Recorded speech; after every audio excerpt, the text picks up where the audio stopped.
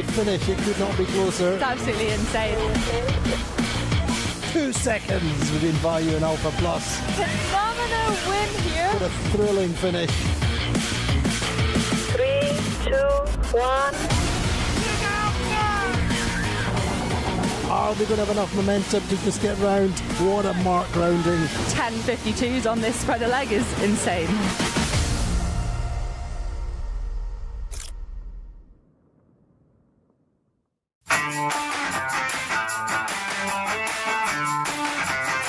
Well, it's day 3 here in Porto Cervo. A good day in prospect. We've got a good forecast. The Mistral is dropping through the day. We're going afloat, expecting to do 3 races, which makes it a great, intense competition all the way through the day. At the top of the table, sleds have been sailing immaculately so far, with a small lead at the top of the table. All the time, this battle for third step in the podium for the season going on. The advantage is with the French team on Paprec at the moment, but anything could happen on a 3-race day. Good news, looking forward to next season. We've got at least 2 new teams joining us. We've got a young Swedish team building a new boat. So you're very young to be a 52 owner.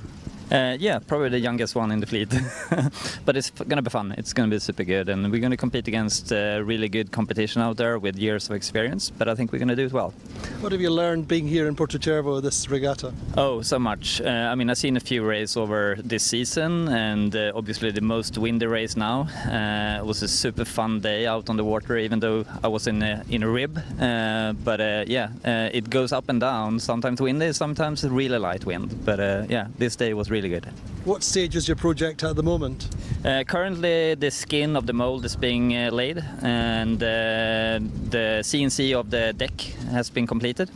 So lamination is next step on the build. So it's a sister ship to Platoon and Allegre? Correct. It's a sister ship to Platoon and Allegre.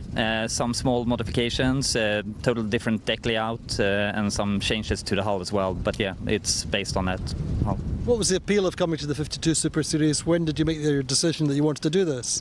Oh, I probably made a decision a year ago. It's been a year of thinking, and being here, experienced the feeling, seeing the crew, talking to other owners, and with support of Anders and Marcus, taking this forward to the next step. So you guys are going into this with your eyes open. You realise the level, and you're happy to push as hard as you can. Oh yes, yeah. We realize the level of the competition. We will bring in some, let's say, faces you recognize from the fleet already to help us pick up the speed. But our goal and ambition is to make this as much as a Scandinavian and Swedish project as possible. Name names? Anybody we know? Not yet official. We'll see. But what's your plans in terms of getting the boat ready and when you start training? So right now we're aiming for a late March sea trials, and hopefully we'll be training in April in Valencia. Tell me a little bit about your background and as a team. What's the name of the team to start with? It's Team Trinity. Why? Well, it's kind of a matured Joachim over some sailing we've done in Sweden.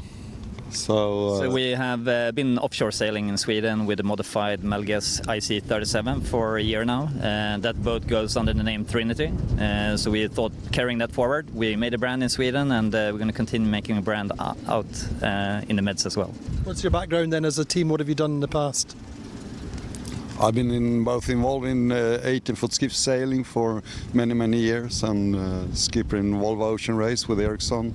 So it's a diverse opportunity to jump into this, and most important is just to observe and get the leverage to learn as quickly as possible. So Marcus is a proud Swedish heritage in the circuit, also in the America's Cup and everything else. What's your background? What is a big following at home, do you think, for your team? Absolutely. I mean, we had Niklas Enström a couple of years back, a few years back at this point, but paved the way for us. And I know Niklas personally. He's an amazing individual. We sail on Svea together, and I have a background in Artemis racing as well. So we have some big shoes to fill. So what's your hopes and ambitions for the first season? We're putting high ambitions on the first season, but obviously realizing a new boat. Even though the first year should be, the boats are the stiffest at that point. So but again, new team. We're going to have some influence from others in the series coming in and joining most likely. But we're putting high ambitions, and we aim for the highest. You plan to partner with another team then, or other teams? Likely. But what are you looking forward to most then? Lining up on day one, presumably? Lining up day one. Look forward to seeing you. Thank you so much. Thanks. Well done, guys. Thank you very much. So our weather expert for the day, well, none other than our very own Katie Dabson, of course, a former NACRA world champion. She did a kite programme for the last Olympics. She is now in the 49er FX and heading to Cagliari, beginning of October for the World Championships. Here's Katie with the weather. So Katie, our weather guru for the day, the wind's dropping through the day, but we've got a great forecast. Yeah, still a really good forecast. It's still pretty breezy, especially in the morning. We've still got that mistral that we saw yesterday, dying off kind of gradually throughout the day, but I still think it's going to be at the top end of the wind range. It's going to be around 20 knots, similar direction to yesterday, so I'd expect to see quite similar characteristics on the race course. But yeah, it's looking to be a really good day to get 3 races in. What are the challenges for a 3-race day?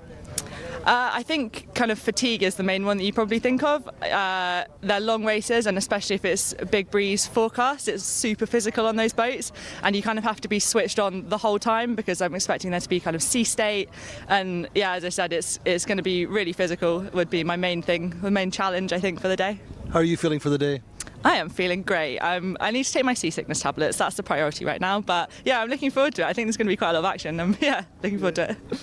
And let's look at the highlights from yesterday. Just the one race, but what a race.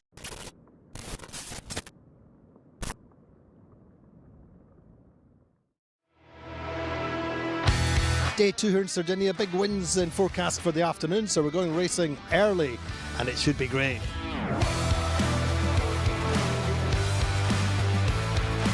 So fantastic conditions for the start of race number 3. We have 20 to 23 knots in the pre-start build-up. The breeze is at 290 degrees from the west-northwest.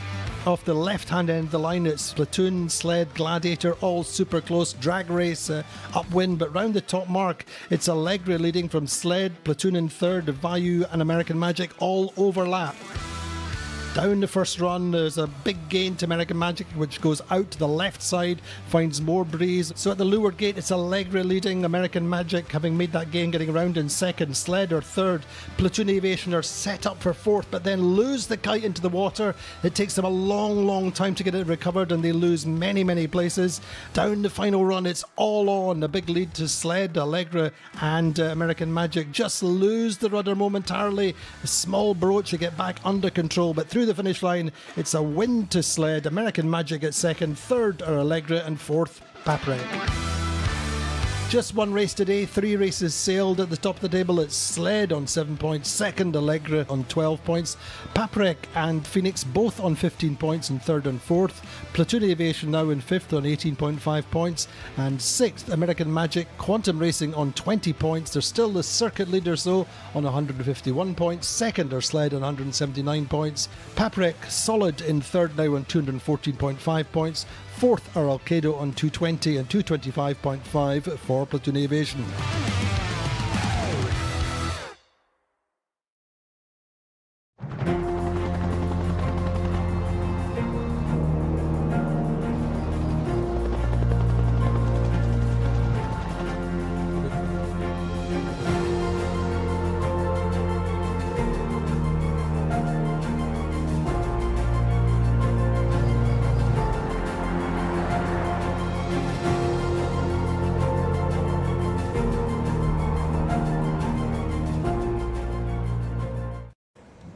There we go, looking at the wonderful race course out off Yacht Club Costa Smeralda today. We're looking at a 3-race day. We've got a good breeze setting up for race number 4 of hopefully a 10-race series. We're expecting 3 races today, and they say the conditions look excellent. Katie, how is it on the water? We're still in this Mistral breeze, and it's looking like it will taper down slowly through the day, but it looks good for the moment, doesn't it?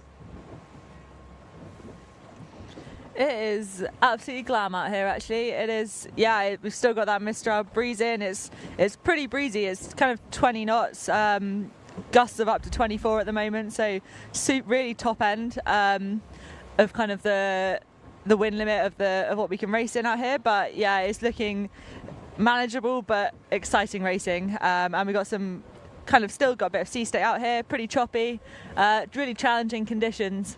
But yeah, I think it's going to be good. Indeed, the wind direction still in the same quadrant. We were around about 265 yesterday in that one race. 275, I think, is the wind reading from our committee boat. But let's have a quick look, remind ourselves of the regatta standings. Sled really are in imperious form at the moment with a 4-2-1. Their win yesterday, really under pressure from Allegra and American Magic during the course of the race. They came away with that race win, so they're 5 points clear ahead of Allegra. Allegra really nicely, going really nicely indeed with these 2/3. Paprec pushing hard, really they were in contention yesterday all the way through the race, just losing out in the end to Allegra, but they are really, really determined to hold on to third on the regatta podium, and of course the season podium is what they're striving for in the little battle just now with the Italians and Alcedo Vitamina, who are not quite able to perform at the highest level so far this regatta. Then Phoenix going well in fourth on 15 points. Also Platoon Aviation, well, as we saw in the wrap-up video there, just a reminder of what happened to them. They were really going well in the early stages of that race and down through the lower gate till they lost that kite. So time to regroup and bounce back, and 3 races today represents a great opportunity for the German flag team. American Magic Quantum Racing were at 10th in the first race, really holding them back a little bit just now, but they really sailed a great first run, got themselves absolutely into contention, and we'll see them, I'm quite sure we'll see them up at the top of the fleet today. Gladiator in 7th, Pravetza in 8th, some positive signs for them. They've made their changes to their afterguard, lying in 8th. Alpha Plus will that race win on a couple of days back, but it's a little bit up and down. They've had 1 or 2 technical problems to overcome, but they're in good mental form anyway. And Alcedo Vitamina in 10th, Value in 11th, Criolla in 12th, and Teasing Machine in 13th. Very much learning as they go are the French team. So that's the regatta standings as we go into this race. Let's have a quick reminder of the circuit standings. American Magic have lost a few points of that big lead, but they should be rallying today, and it's a case of keeping it simple, keeping it conservative, minimising the risk, minimising the potential for damage. They're 151 points just now. Sled won 179. Paprec now up to third, regained the third, 214.5, so they're 5.5 points clear of Alcedo. Alcedo came into the regatta leading by 2.5 points, so 220. Platoon Aviation poised in 5th. They're still 11 points behind third place for the moment, and 11 points. I'm sure they can gain that today with a really solid top 3s or so. Alpha Plus going well in 6th. Just relatively new to the circuit still, but going well. Allegri, a little bit disappointing so far. They're battling for the owner-driver title along with Alcedo. And then further down the table, Vayu, Pravetza, Gladiator, Phoenix, Criolla and Teasing Machine. So that's the circuit standings all to play for. We're at a minute to go before the start. Katie, how's this line looking? We're seeing Gladiator at the pin end along with Pravetza. Otherwise, towards the committee boat end of the line, it's a little bit busier with Vayu and Sled, the regatta leaders, up there towards the committee boat end of the line. We'll also see Alcedo, American Magic holding back just a little bit. Katie, talk us through the start. Yeah, so it's as you say, kind of Gladiator down at the bottom with Teasing Machine. They look like they've got quite a lot of space down at this pin end. Actually, there's no one's really fighting for it, so that time and distance for the guys at the bottom is going to be super important. But then you've got Sled, the regatta leaders at the boat end, looking like the potential risk for them to be kind of trapped out at the boat end here. I think for me, looking at them, Alcedo looks to be quite close on that boat end, so I think Sled might have a little bit on to get onto this line, but I'm sure they will manage to do it. But yeah, pretty even spread across the line, and I think the important thing here is going to be at the gun, at pace, at go, on the line, and really kind of giving yourself a good lane for this start. But it looks like two boats over then, kind of, Phoenix, I think, and no, Gladiator. 2 boats over. Yeah, 2 boats over.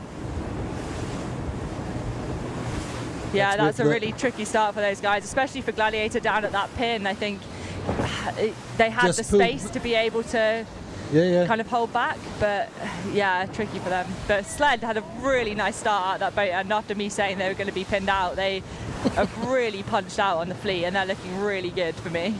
They are indeed. They're clearly putting their faith on that right side. They have bow number 2. Just behind them is Platoon Aviation.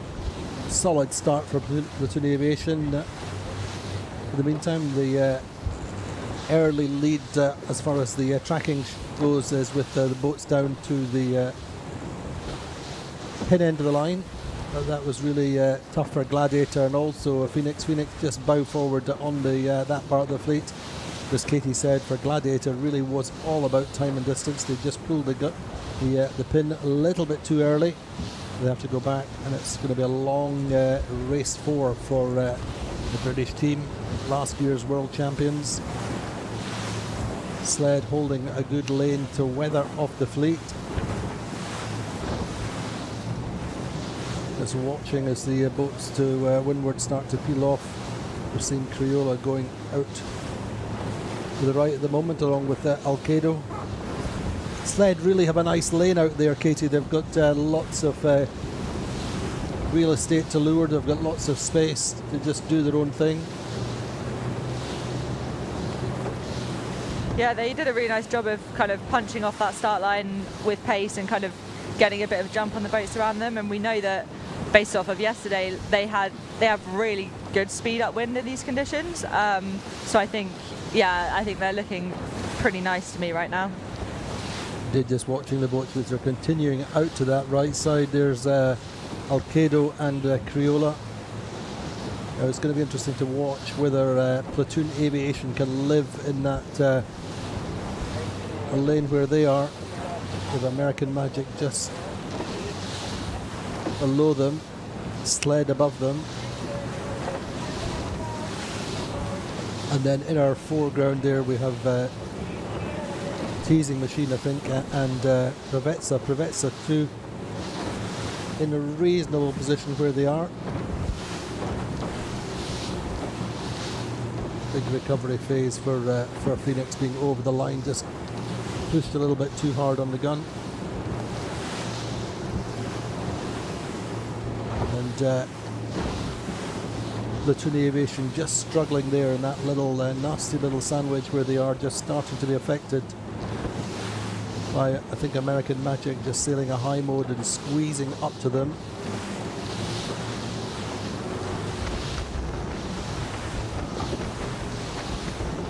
On board with the Harmüller Speer. This is time for the German flag team to bounce back after the disappointment of yesterday. They're working with Dirk de Ruyter, the main chief swimmer, Victor Mourinho in the foreground. They're running the runners. You can see we have American Magic just to leeward, just keeping the boat nicely set up in this brisk 20-knot breeze. And you can see the gusts, the little puffs rolling down the course to them from these aerial shots. But just now, Platoon Aviation not able to hold the same pace as American Magic, nor indeed Sled. Windward on board with American Magic. A solid 5th just now. Victor Diaz de Leon there just down to leeward, tidying up the runners, keeping an eye out to leeward. And meantime, for me, Katie Paprec doing a very nice job. We've seen them fast upwind. Just Cedric Chateau just squeezing up as best he can up to American Magic's line.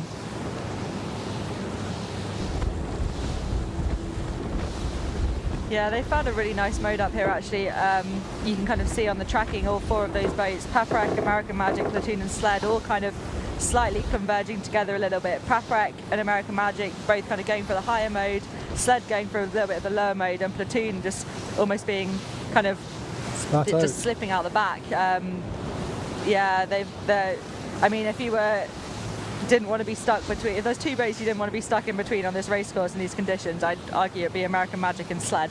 So that's a really tricky position for them, but looks like they've tacked out and they've got a clean lane to go back over towards that right hand side, so potentially might not damage them too much. They held in there as long as they could, and I think for me it looks like they've picked a good position to tack back in. So yeah, we'll see if that right hand side heading out that way works, but for me I think the top left in these conditions is always pretty strong.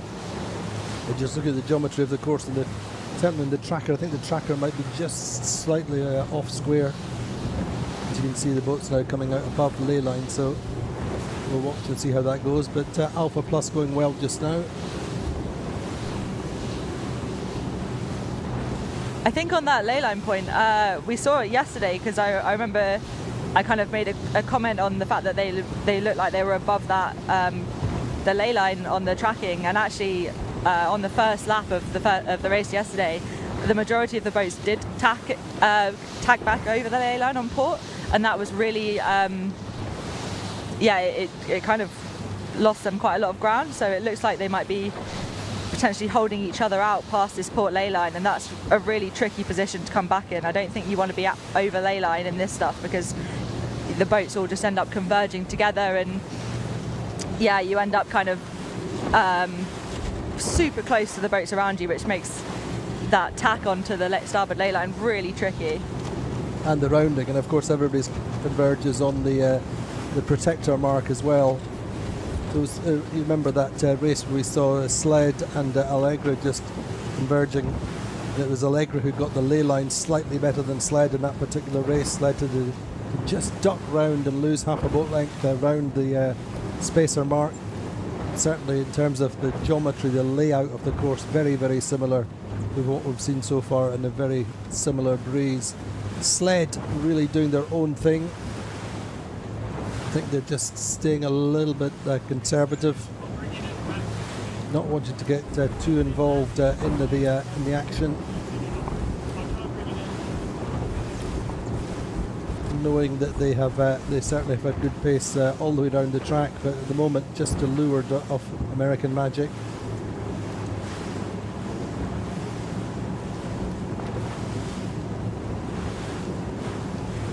Really nothing in it between the Sled, American Magic and Paprec. Just great to see Paprec operating at this level, coming out each and every day. It seems like they're able to contend with American Magic, with Sled, with the Allegras of this world, and that's so encouraging for the French team.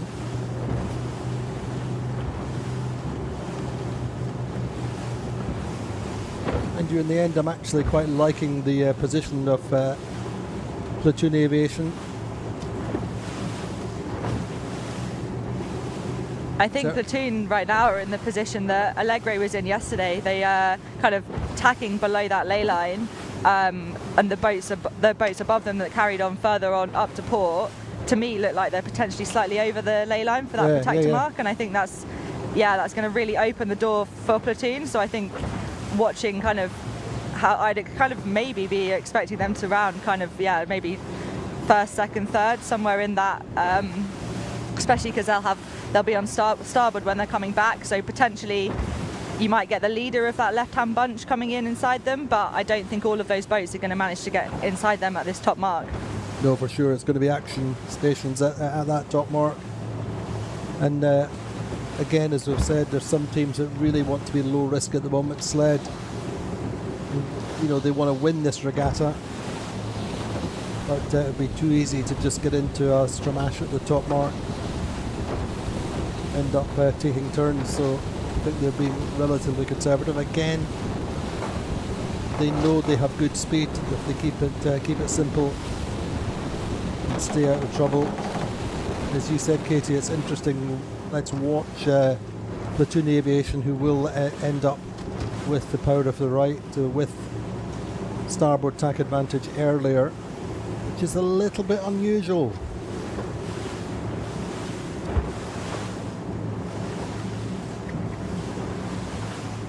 Also keeping an eye on Alcedo out there on the right. Phoenix chipping away. Both having been- Alcedo and Criolla look like they've One Katie. Yeah, they look like they're getting a little bit of a lift actually compared to the angle of the boats up to the left on the left. I think potentially that big bunch out on the left hand side might be slightly overlaid, so having to sail lower, but it looks like the tracking of Platoon versus Alcedo and Criolla. Alcedo and Criolla definitely look like they're sailing on a higher angle down there, so that might come in quite nicely for them if that lift kind of continues all the way to that ley line. Yeah, it's fascinating, even watching on the tracker. We've got lots of race fans around the world working on multiple screens.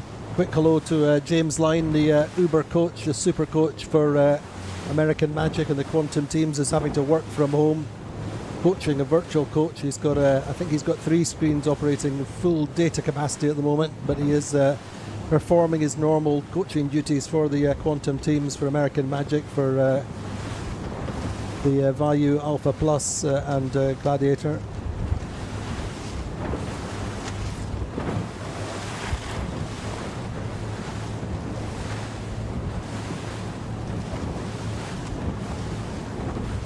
Loic Perron just looking to lure at sled in particular, I think.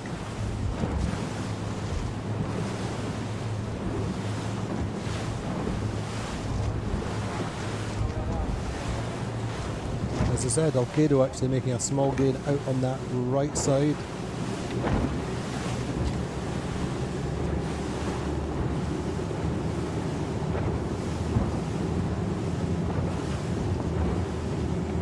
So Criolla coming from that right, just having made their tack.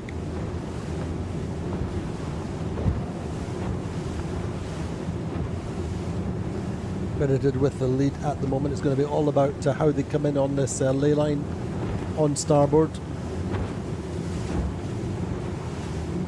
Whether the gains come for Alcedo as well. Alcedo, obviously Cameron Appleton is the main tactician, joined this week with Nevin Snow, a strategist.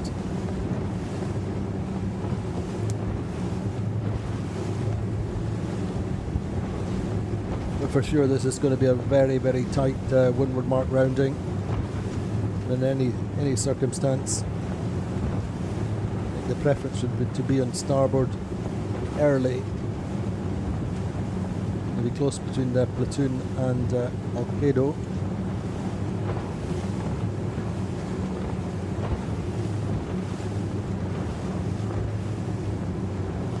So Platoon on starboard, they're in 4th on our standings at the moment.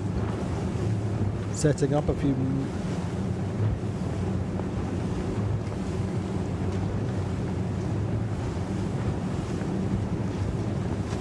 actually Platoon just going back on starboard. They're actually well under ley line for the moment. I think just getting across to lead the fleet in.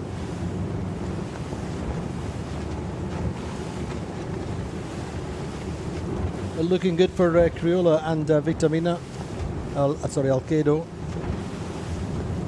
Have worked that right side. Meantime, Sled a little bit in the mix, much more so than they probably wanted to be. Platoon Aviation then just tacking now, just banking what they have.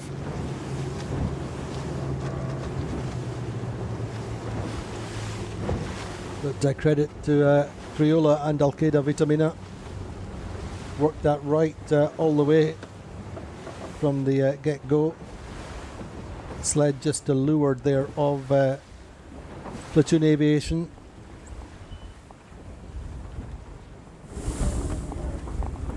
Paprec here just keeping an eye on the options, watching, seeing to see how this top mark rounding evolves round about them.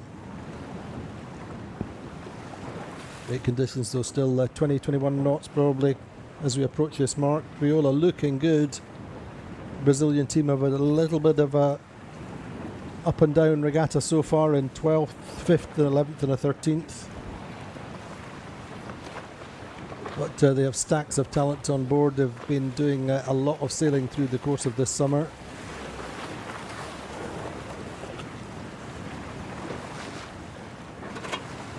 Missed the World Championship and indeed didn't sail at the Royal Cup, but they're on form now.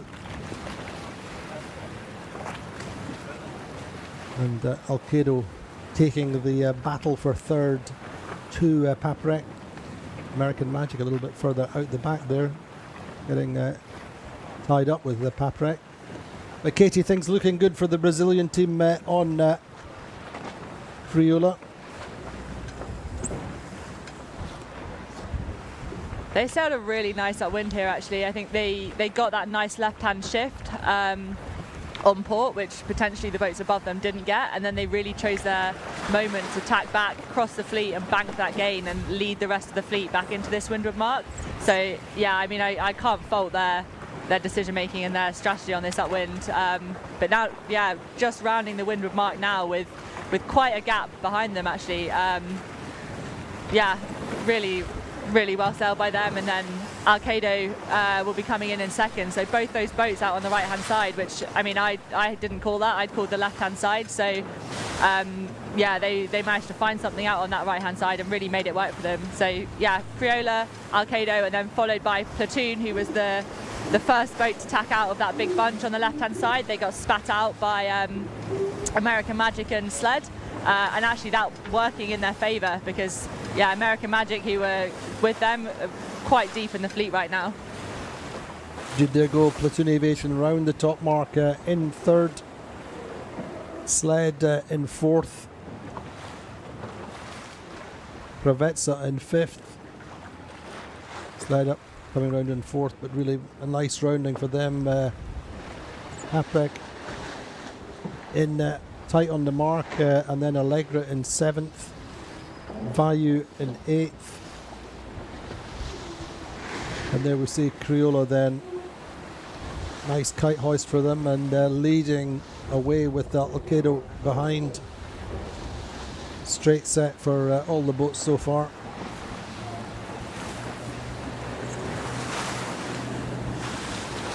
The Brazilian team still love to confuse us with their still keeping the Turkish sail numbers from the days when the boat was Pravetsa. American Magic go round in ninth.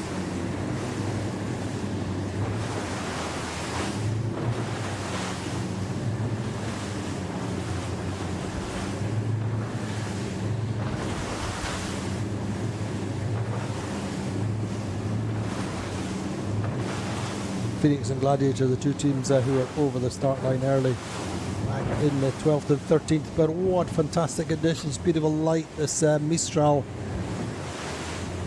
breeze always brings these clear, crisp overhead conditions, beautiful blue skies. Just talking with Matteo De Luca, who's project manager and the bowman on Alcedo, who lives in a village not too far away from Porto Cervo. He said that you can smell the air that's specific to the Mistral. It's crisp, a little bit cool and dry. Anyway, looking at the projected standings just now, this could be to the good of Sled for the meantime. Platoon Aviation coming back nicely if they can hold on for this third. And there's a great shot of the Italian team, proud Italians. And of course the Americans who were previously with the boat when it was interlude. And this is of course the boat which won the circuit when we were here last in 2019 as Azura.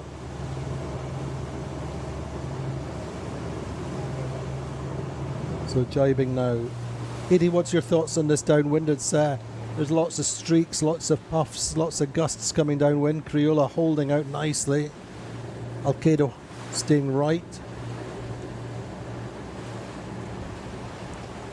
It seems like much more of a kind of open downwind. The fleet's a lot more split. They're not all kind of following each other to one corner. You've seen quite a few of the boats jibing out early. Paprec kind of jibe set around the mark. A couple more boats followed them, whereas the leaders, Criolla, kind of carried on a little bit towards the right-hand side and then jibed out, leading the fleet back in. But as I said, super open racecourse down here. I think that the most important thing that we kind of have learned from these conditions over the past couple of days is that you want to be finding those bands of pressure, and you really want to be getting into those and kind of taking those downwind and taking the speed from them where you can. So I think it's going to be all about, or all of these teams will be looking for those bands of pressure and trying to jibe into them and really make the most of them. And judging by how kind of spread out they all are across this downwind, I think each team is kind of looking at, there's lots of opportunities to be had here, is what I'm trying to say. There is, Katie, but I just actually love that overhead shot, because you get a real picture of which boats are going fast. If you watch the Blue Kite for a period of time, you could see that Paprec were the quickest boat in the fleet, just in a nice lane of breeze out on that left side, which is where American Magic gained, where Phoenix gained previously in past races in this same wind direction. But Criolla going nicely out in front, keeping it simple. Down on this right side we have Alcedo seeing a lovely angle, a little bit less wind pressure perhaps. Platoon with some work to do, having gone round the top mark in third.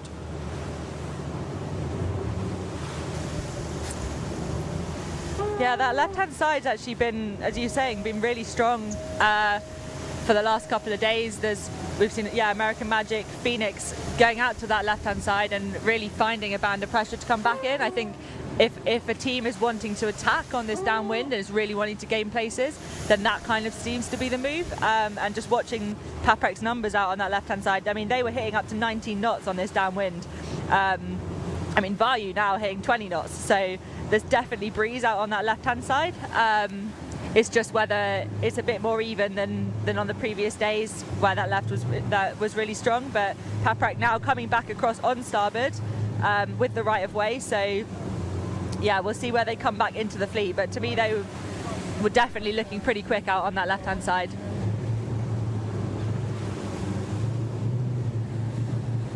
Indeed, great shots there of the overhead. Just watch how stable the platform is.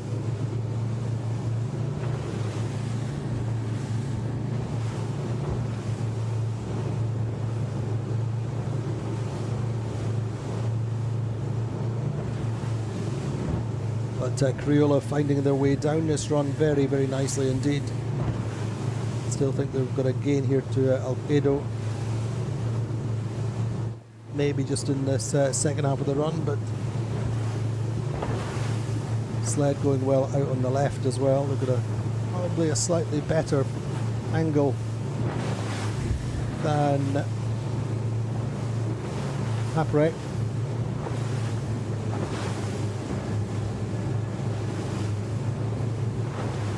But Criolla then, this Brazilian team with the former Provezza, still one of the quickest boats in the fleet, one of the best optimised. Criolla opened the season in Saint-Tropez and had a best score there of 4th, and missed a couple of regattas, and we're back with us in Puerto Portals. Again, so far as I can see, they had a 1/3 in third place in Puerto Portals. The unless I'm mistaken, the Brazilian team have not won a race so far this season. I'm sure I'll get my statistician keeps us in the right. Still Javier Sobrino in Vigo just now. He will keep us right, but as far as I can see, this could be the first win of the season for Criolla.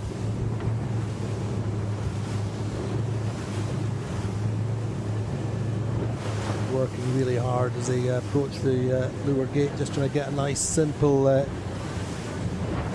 even drop, easy drop. And indeed going with the drop early, not under any pressure. Now, what do you think they'll do on this upwind? They're coming to the right-hand mark, the right side of the upwind paid for them.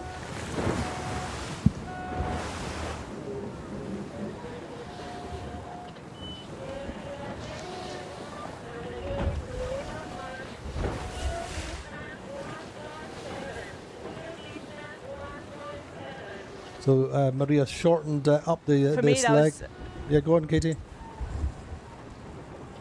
Yeah, I was just about to say, for me, I think that was a good decision by Criolla to drop early. I mean, yesterday they had a really tricky drop in this windy conditions, and I think they're probably will probably be kind of a bit nervous of that drop again. So for me, taking the pressure off, dropping early and making sure that they were able to execute that manoeuvre well, especially as they've got a little bit of a gap behind them.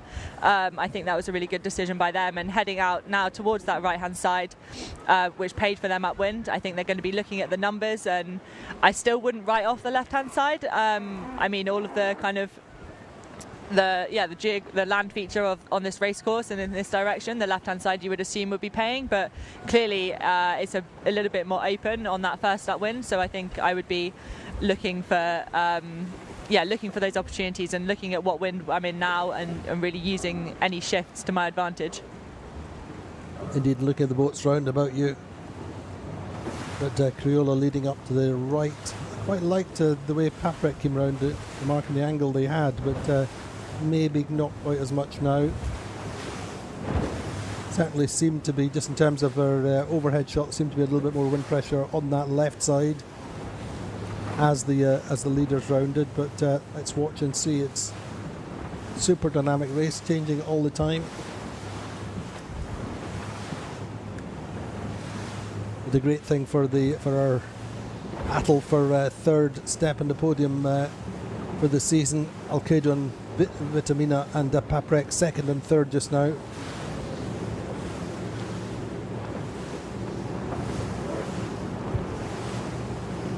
Regatta in our foreground. Breeze is dropping generally though, Katie, isn't it? From what we see, just very slightly.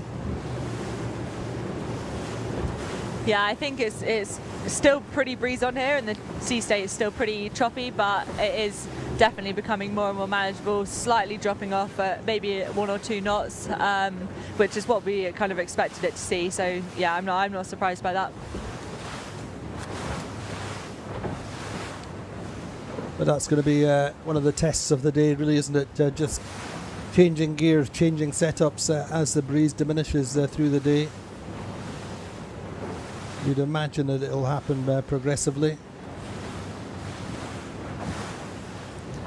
For sure, and it's always a tricky call if you know it's a dropping forecast with races that are kind of an hour long. It's how do you set up for the race? Do you set up with what you're in at the moment, which is, I think, probably the safer option, or do you set up with give yourself the option or a hope that it will kind of drop a little bit quicker, and then you're set up for the dropping breeze? Yeah, the teams are going to be probably thinking a lot about setup, especially after this race. They'll be figuring out how to adapt to the changing breeze.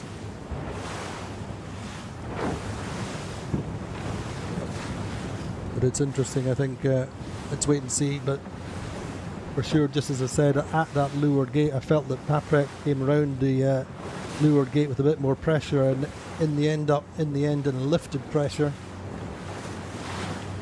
I feel like we're starting to see that, looking at how Regatta are just now.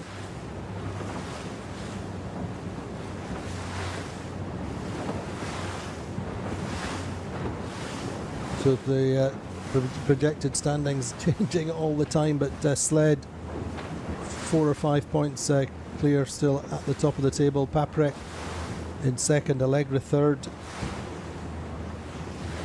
There's a lot more racing to go in this particular race.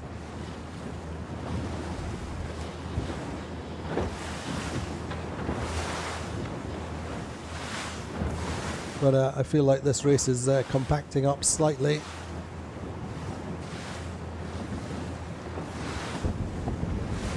on board with American Magic, who are presently 6th. 10th at the windward mark first time round, so once again it's a case of chipping away, trying to take places on each leg.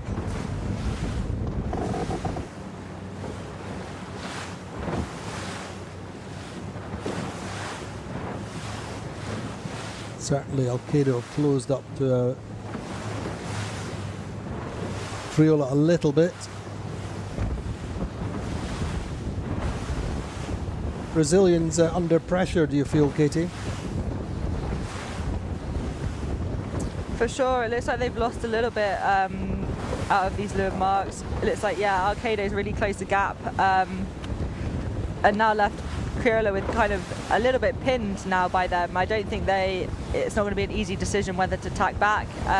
They're not going to be able to kind of tack back onto port very easily. And I'd also kind of be keeping an eye on Paprec out at the top. They look like they've been going really well up this upwind. They've made really good decisions so far. So yeah, Criolla potentially in a little bit of trouble, but yeah, if they can kind of keep the speed up and keep their cool and keep making the right decisions, then hopefully they'll stay up near the top. They're going pretty quick at the moment, like 9.5 knots of boat speed, managing to kind of go in a bit of a lower, faster mode below Alcedo there, so punching out a little bit from them. So yeah, they're doing the right things. They've just got to keep making the right decisions. It's very difficult in the mid-fleet where the real traffic is, as you say, making the right decisions. American Magic trying to keep things open and clear, trying to stay in clean lanes, let the boat do the work, minimise the number of manoeuvres. Just as ever, chipping away.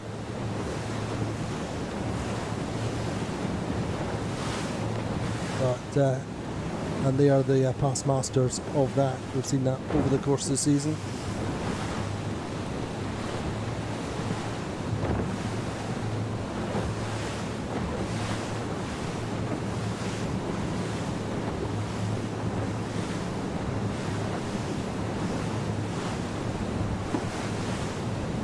And American It's Magic. looking like a lot more of the boats are kind of favouring this left-hand side actually on this upwind compared to the last one.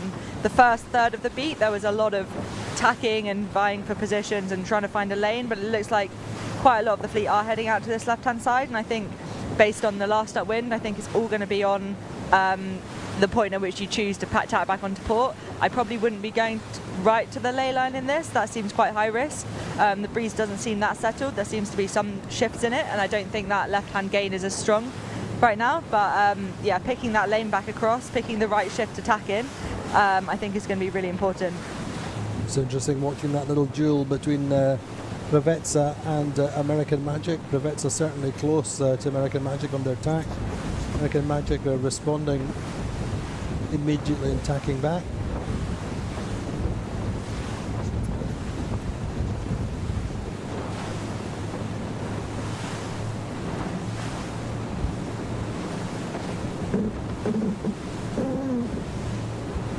Great to see them in the thick of the battle, shall we say. As American Magic complete their tack, they're very, very much in a really tight little group here.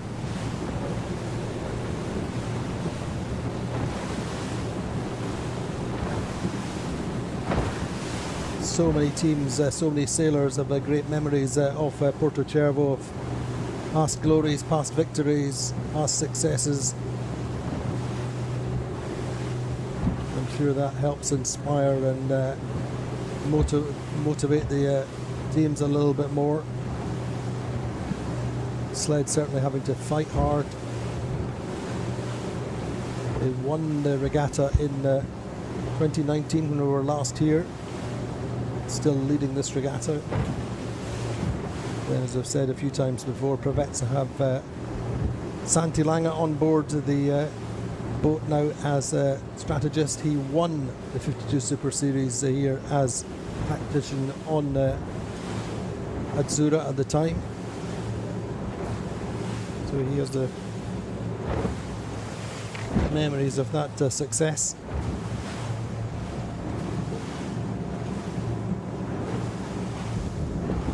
Criolla hanging in there 25 or so metres ahead. Brazilians just keeping cool under pressure, Katie. Yeah, I think it was good when they kind of had that close interaction with Alcedo. They kept their cool. They didn't kind of tack out. They just thought, okay, we're going to go low and fast here. We're going to just keep the speed up and then see what kind of comes down to us. And they've made a really good decision, I think. Looking at the tracking, or the angles on the tracking when they came out back onto port, it looked like they did have a little bit of a left-hand shift, which looks good for them. I think it's going to be a pretty tight and pretty packed starboard ley line, just looking at how all of the boats are racked up. But if the left-hand shift that we normally see on these race courses in this wind direction comes in, then I think they'll be looking pretty good. But yeah, the tracking again for me now just looks like there's a little bit of a left-hand shift for them, so looking good, and hopefully it kind of stays in for them, because it would be really good to see them kind of be able to repeat some of the race wins from last season and get a race win in this season in this regatta. Indeed, just watching the boats out to the rights of Platoon Aviation and Phoenix. Platoon seeming to get a little bit lost in this upwind. They're well out to that right side. As Katie said, the breeze is slightly left. Let's have a look at the lineup on board Criolla. Of course, it's an owner-driver boat as well, with Eduardo Plas on the helm, Sam Albrecht, 3 times Olympian with Brazil, navigators Ricardo Costa, Guilherme Roth in the backstay, Renato Plas also working at the back of the boat, the co-owner, the 2 brothers from the south of Brazil, Gonzalo Vertes as the main trimmer, Gustavo Thiessen, trimmer with Alexandra da Rosa, Rodolfo Stribel is the grinder along with Alexandra Remole, Gil Camar Percillo and is the other grinder. Diego Garay is in the pit, Filippo Fratelli mid-bow, and Guilherme Hamelman on the bow. So that's a lineup of the race leaders at the moment from Brazil. Criolla, as I saying yesterday, it's no secret that they're expecting a second Brazilian team to join us next season, but they're hanging in there. That margin has dropped very slightly, even in the period that I did the lineup. But under pressure from the Italians on Alcedo, beg your pardon, Alcedo fans. Haprek, they're in third. But there's 100 metres between first and fifth, Katie. There's nothing in it. What a great race. There really is nothing in it, and I think, yeah, you've got boats kind of coming together on port and starboard underneath this ley line, and it's going to be all about the decisions whether you can cross or not. We saw some bad decisions yesterday with Gladiator, for example, having to misjudging at that and having to do a 360. That might have been the first day actually, but yeah, we've seen bad decisions being made around that. The decision whether to tack underneath or whether to duck the boat and tack above them, they're the kind of decisions that are going to be being spoken about on the boats at this top of this beat, and that's the decisions we're going to be seeing. But yeah, super close, and I think the positions are going to be changing a lot, and the boats are going to be want to be setting up the best they can for that spreader leg and then for that downwind. So they really want to make sure they have clear wind around the mark. They're not kind of being rolled by boats. It's a really critical part of the race, this bit. It is indeed. Watching the ley line for Criolla at the moment, they look to be okay, pretty accurate, shall we say, but coming against the shift, you kind of think that's the one of the problems. However, hopefully they've got enough in it. Alcedo coming across on port may just be able to steal the lead. May just be the case. Coming in with speed. Yeah, go on, Katie. I think for me, I think Alcedo's got this cross for me potentially. Criolla attacking just below the ley line. They look like they're really kind of struggling to come up and make this. I think they might have got a bit of a shift against them. Although having said that, yeah, Alcedo had to tack past them. Really tight ley line for Criolla here. It's going to be kind of neck and neck between Criolla and Alcedo, who can kind of get around this mark. So close. Eduardo Plas just pulling the bow up now, just getting round. just made it. We'll Yeah, give that Criolla was the benefit really good there, call won't by we? them. Super tight lay line. Yeah, a bit squeaky for me on that lay line. I'd have been a bit sweaty on that boat, but yeah, really good decision in the end. And now it's super tight battle between these two at the top. It's going to be all on the hoist. If they can, yeah, the quicker the hoist, the quicker they can get going and hopefully prevent the rolls. But we will see. So there goes Matteo De Luca, the bowman, out on the front of the blue and black boat, Alcedo. Actually, Criolla get the hoist. Just need to get the kite flying. A little bit overpressed onto the Vitamina on Alcedo. Alcedo broach momentarily just overpowered on the rudder. And the advantage swings back to the Brazilians. Alcedo still trying to get that kite under control. That was really Katie. That was when the pressure was on. Paprec under a little bit of pressure as well in terms of just overpowered momentarily. Prevets have come away from the Martin Isley.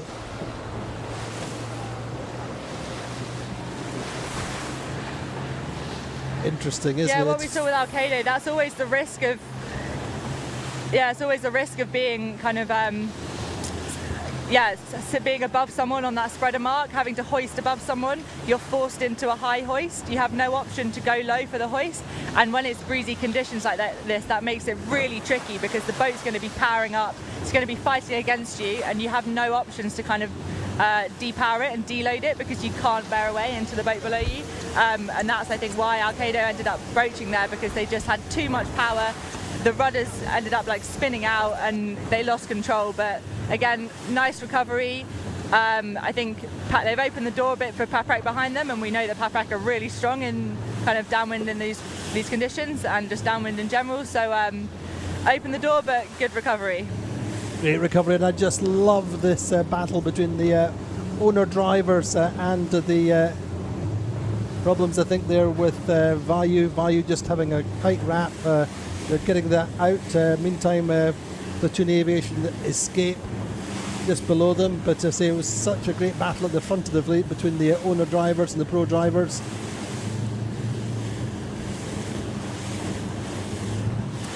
That's one of the things I really love about this fleet, actually, that there is, if you were to kind of look at the fleet and you knew nothing about it, you wouldn't be able to tell which boats were the owner drivers and which boats were the pro drivers. They're really kind of all capable of being at the top of the fleet. They're all incredibly good drivers in their own rights, and I think that's one really cool thing about the Super Series. It was, and I say we're just when it was all on the hoist. It was the helm let go on Alcedo Vitamina, and really all credit to the Brazilians on Criolla. They had a perfect hoist, and Eduardo Plas on the helm just kept things under control. Good anticipation. Good calling of the pressure coming in, but they're under pressure down this final run of race 4. Criolla did in the end a really nice job coming around that top mark. Now this boat, the Frolic designed former Prevets, has always been quick downwind in the breeze. American Magic charging from behind, just behind the Paprec. Once again, how many times this season have we seen the little duels between the American Magic and Paprec? Reminiscent of Cascais in more ways than one. Criolla elect to jibe first and lead.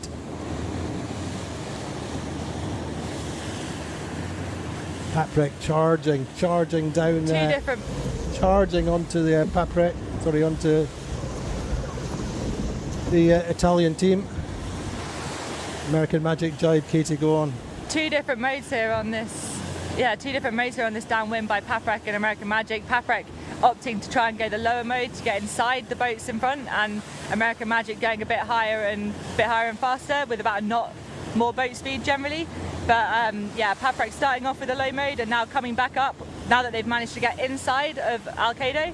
coming back up to really kind of block them from jibing, and now Paprec is very much in the controlling position, really trying to fight for that second place, trying to take that second place off Alcedo.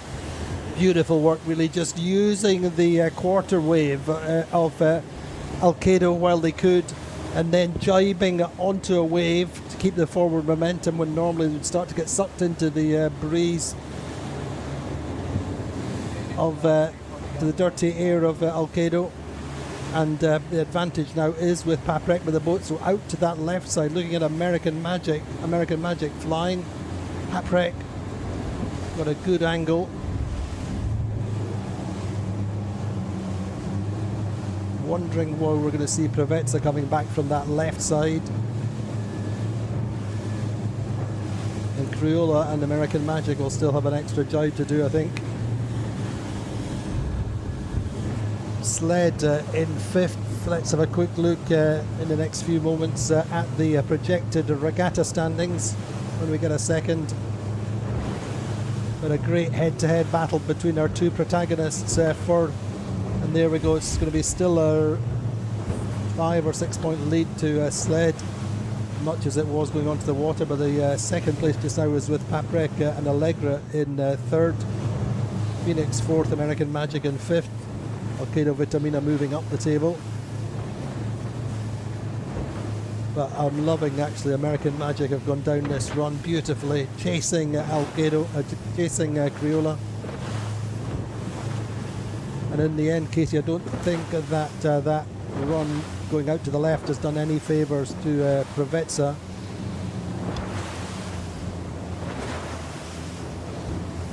Coming back at a pretty horrible angle, really.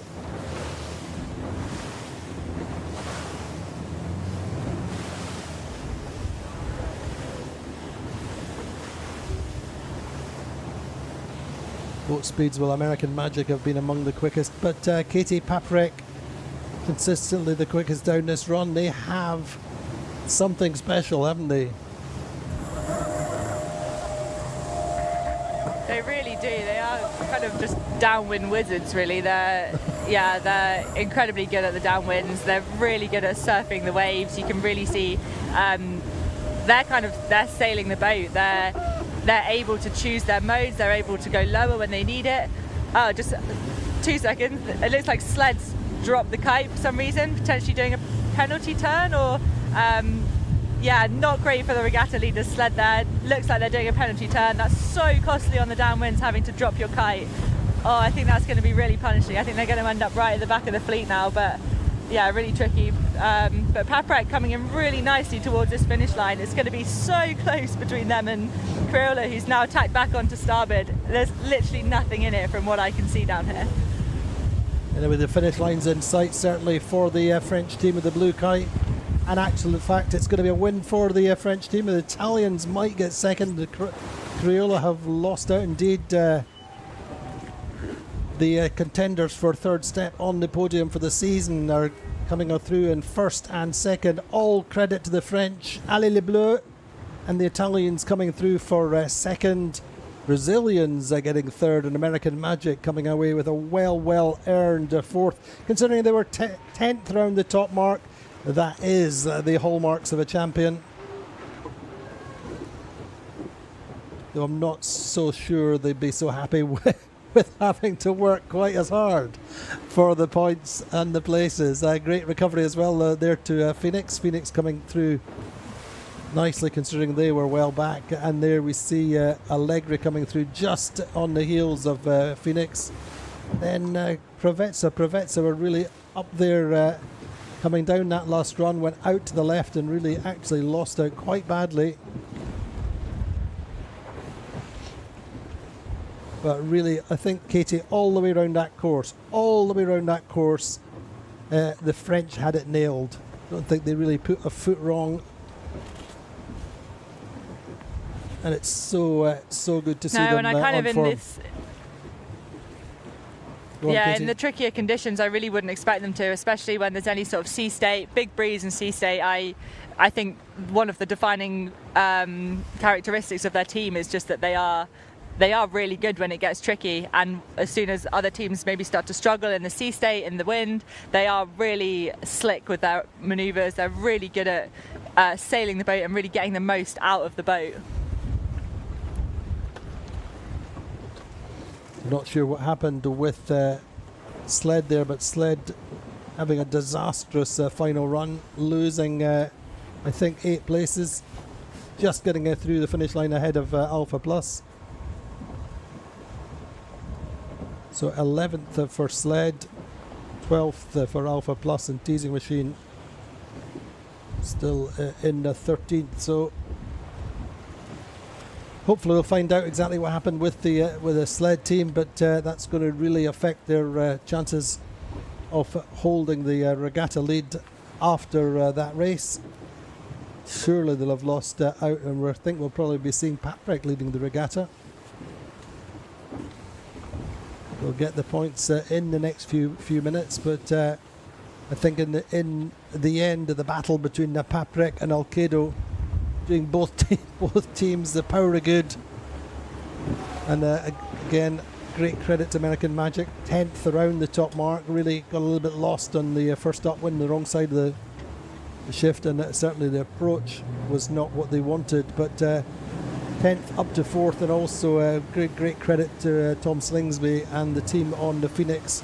Over the line early, had to restart. They were 12th at the top mark, getting themselves back up to 5th in that race. Correspondingly, not so good once again from Platoon Aviation. They were 3rd at the top mark, first time up. They looked to be absolutely in contention, and then through the leeward gate, they were already dropped to 7th. And finishing up in 8th. So disappointing for Platoon Aviation, but it's time for Sled to regroup and get back on the horse, Katie, isn't it? Absolutely, I think.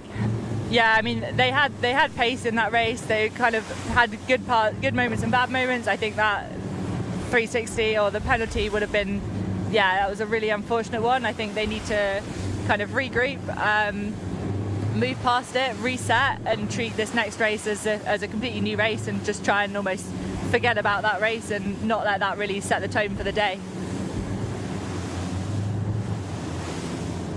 So there we are. Disappointing in the end for Criollo. They had that big lead on the first circuit, but in the end falling prey to Paprec and Alcedo on that final run. So there's the standings now. Look at that French team. Paprec, Jean-Luc Petithugenen's team, led by Loic Perron, leading the regatta after race 4 on 16 points. Sled are on 18. Allegre are also on 18. Phoenix get themselves up to 4th by virtue of that 5th, a really hard earned 5th. American Magic in 5th on 24 points. Alcedo Vitamina on 25 points. Just a quick look, just remember we were always watching that battle for 3rd on the podium, so all to the good for Paprec on 16, Alcedo on 25, so a 9-point gain for Paprec so far, and Platoon Aviation in 7th, Prevezza in 8th, the Gladiator 9th, Criollo 10th, Alpha Plus in 11th, Value in 12th, and Teasing Machine still in 13th. So that's really an absolutely mind-blowing race.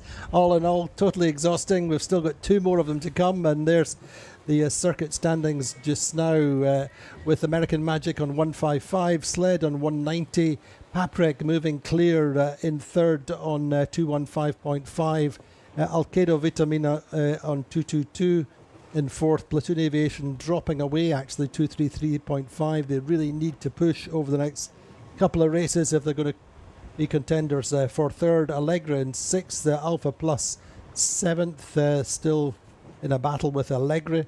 Value in 8th, Prevezza 9th, Gladiator 10th, Phoenix 11th, Criollo in 12th, and Teasing Machine in 13th. So we'll take a little bit of a break, I think, as we go into the second race, looking at our French team, the regatta leaders. There's Jean-Luc Petithuguenin at the back of the boat. They're just debriefing. Loic Perron just having a quick swig of water out of one of our 52 Super Series water water bottles. And we'll see you again just in a few minutes. Great conditions here in Porto Cervo.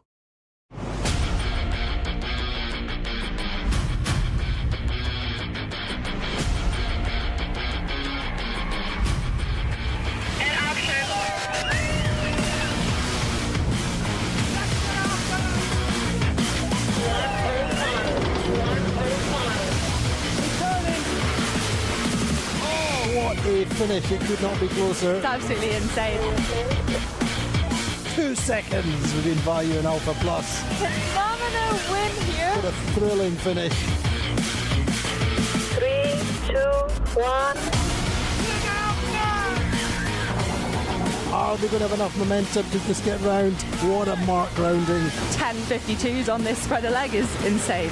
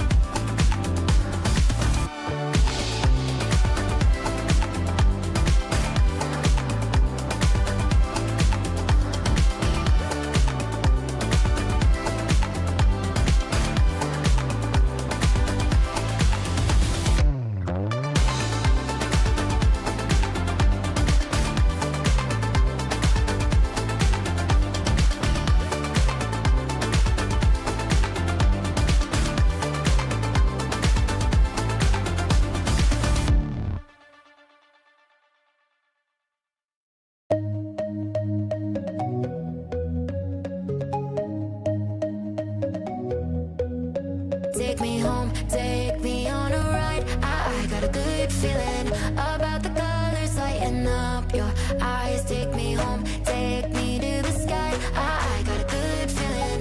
Tell me the only thing you are is mine now. Na, na, na, na, na, na. I got a good feeling. Na, na, na, na, na. I got a good feeling. Good feeling. You wanna know is how to hold on to it every moment. Dive into it like my love is an ocean. It's overflowing. I swear it's golden. So good that I'm rolling. Baby, you make me crazy. I'm seeing roses. Baby, just maybe you save me. Oh, take me home, take me on a ride. I got a good feeling about the colors lighting up your eyes. Take me home, take me to the sky. I got a good feeling. Tell me the only thing you are is mine. Take me home, take me on a ride. I got a good feeling about the colors lighting up your eyes. Take me home, take me to the sky. I got a good feeling. Tell me the only thing you are is mine now. Na, na, na, na, na, na, na. I got a good feeling. Na, na, na, na, na. I got a good feeling. Good feeling.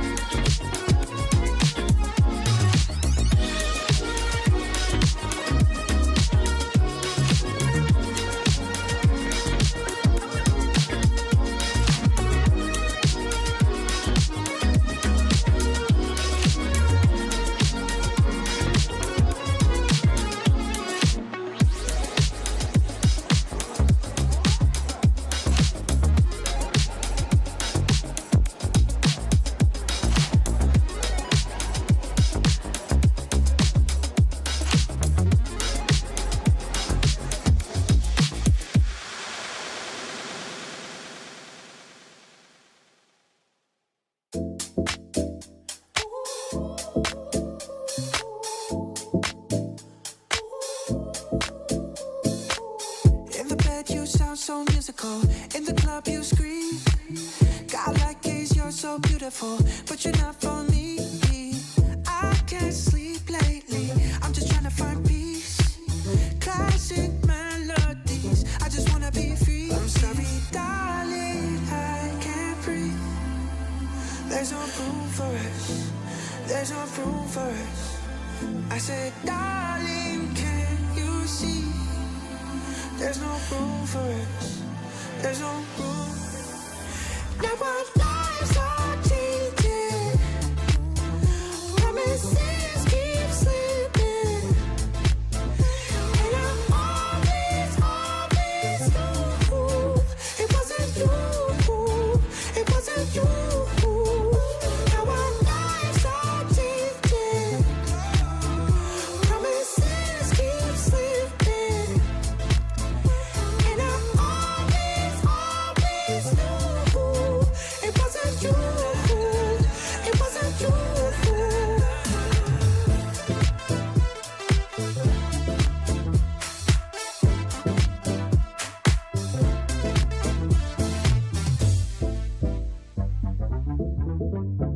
And she said, boys out here coming from a mile away, not as sleek as you think.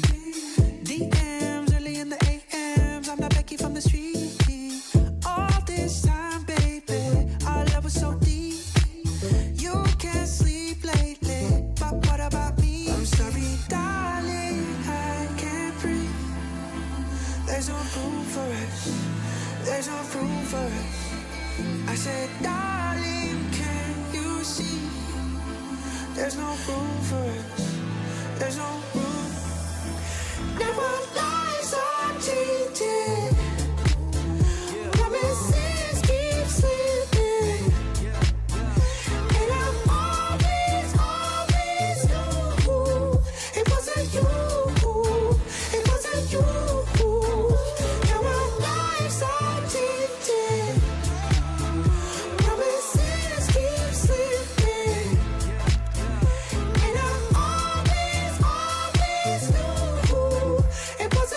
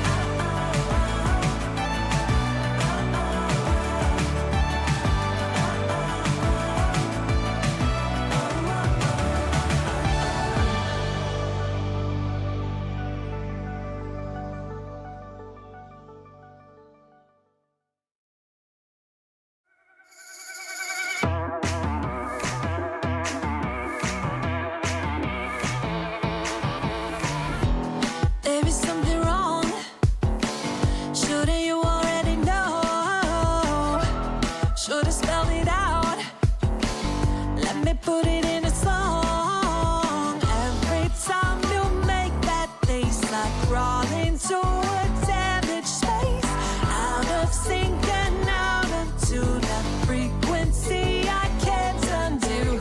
Please listen close. Stop drumming on my heart, please help. The rhythm that you're playing is just way up. You're not singing in the right key, check your tone, or soon you'll be a one-man band alone. Stop drumming on my heart.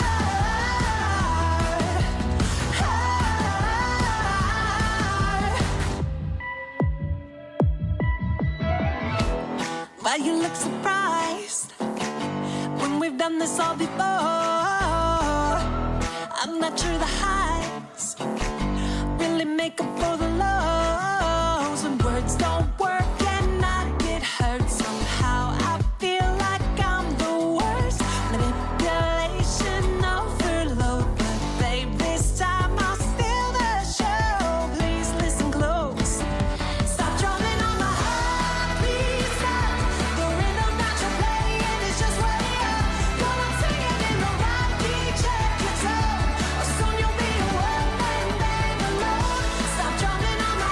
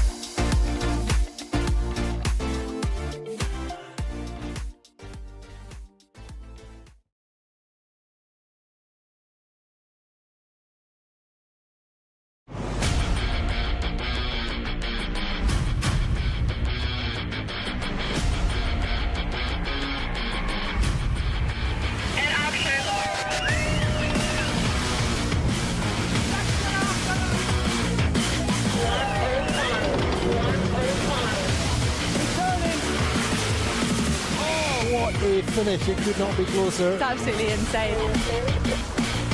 2 seconds within value in Alpha Plus. Phenomenal win here. What a thrilling finish. 3, 2, 1. Are they going to have enough momentum to just get round? What a mark rounding. 10.52s on this spreader leg is insane.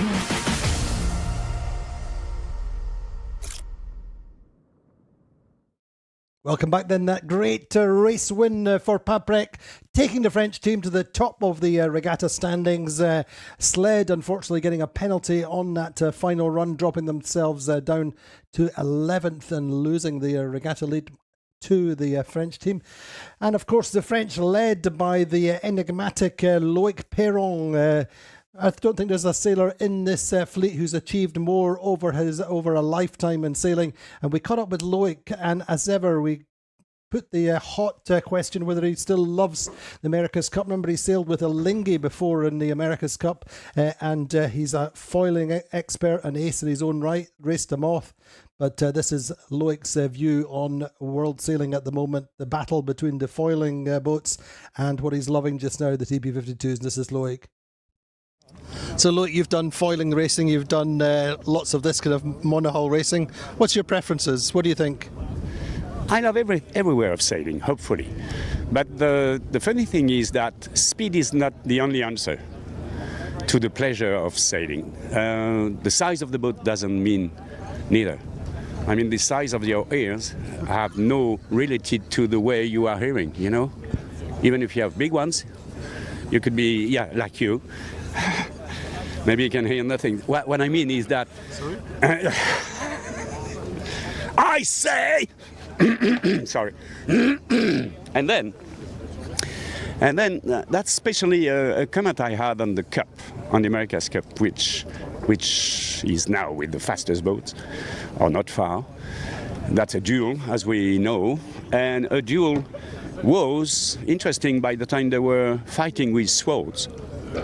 Right now they're fighting with Kalashnikov, so it's not very interesting, I mean, especially because they are fast. They are so impressive, the technical aspect is really impressive, but speed is not the only answer. And the other thing is, like if you drink something like an energy drink, you don't need any culture.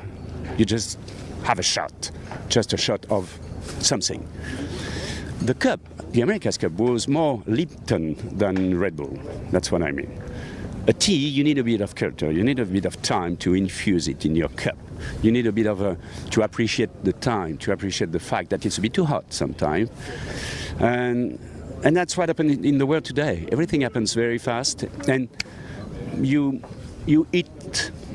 That's a fast food media. Everything is fast. You are producing short clips. You are doing that because you know that your customers doesn't have any more time to appreciate the length of a classic race, I should say. All the formats are reducing now. All the timing of any kind of sport is shorter and shorter because people doesn't have the passions, doesn't have any more the culture to take the time to appreciate a long starboard, a long kind of a slow race like that. It's a bit too long, my answer, in fact. You're going to short it, I'm pretty sure, because I'm too long. And that's the problem. That's exactly the proof of what I'm saying. But the funny thing is, it's like the French say, chacun son goût. Everybody has their own taste. Hopefully, chacun son goût. Bien sûr, chacun son goût. Which means different people like different things. Yes, and hopefully yes, because if everybody had the same taste, it could be the end of the world. But we are not far from the end of the world, in fact.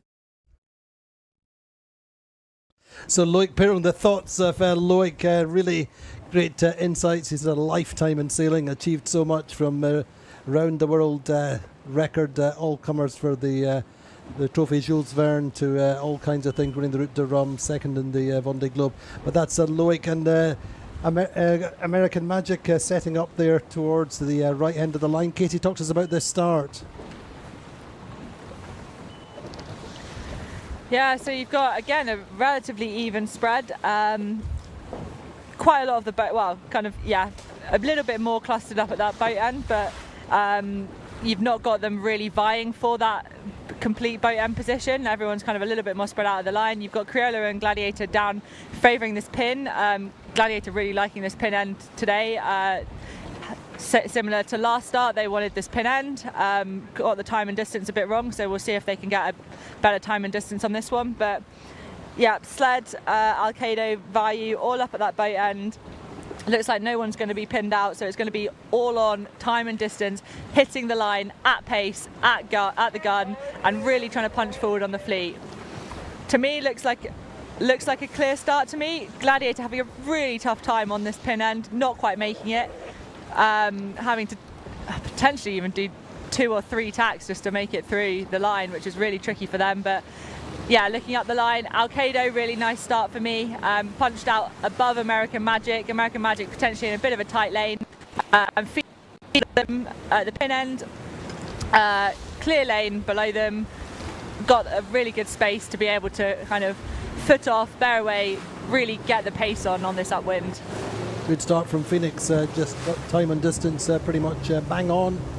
Sled having to bail out a little bit, and American Magic and Alcedo tacking away early. Now your worry at the moment would be the French team on Paprec, who can't tack for the moment. Do have a nice high mode going forward reasonably quickly, but the breeze has dropped away. We're probably at 14, 15 knots, something like that, Katie, perhaps?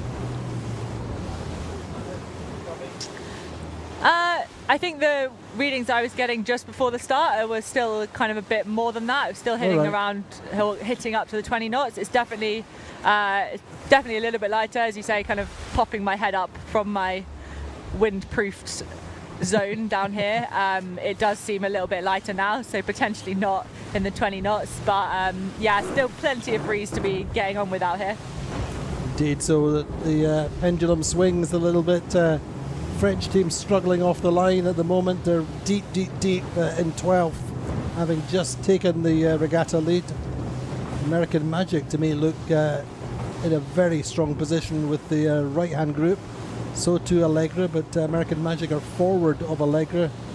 Friula in that group, as indeed are Sled. Alcedo going well.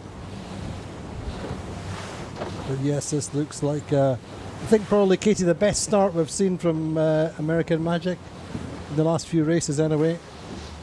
But the French team on Paprec really do have some work to do to keep their cool.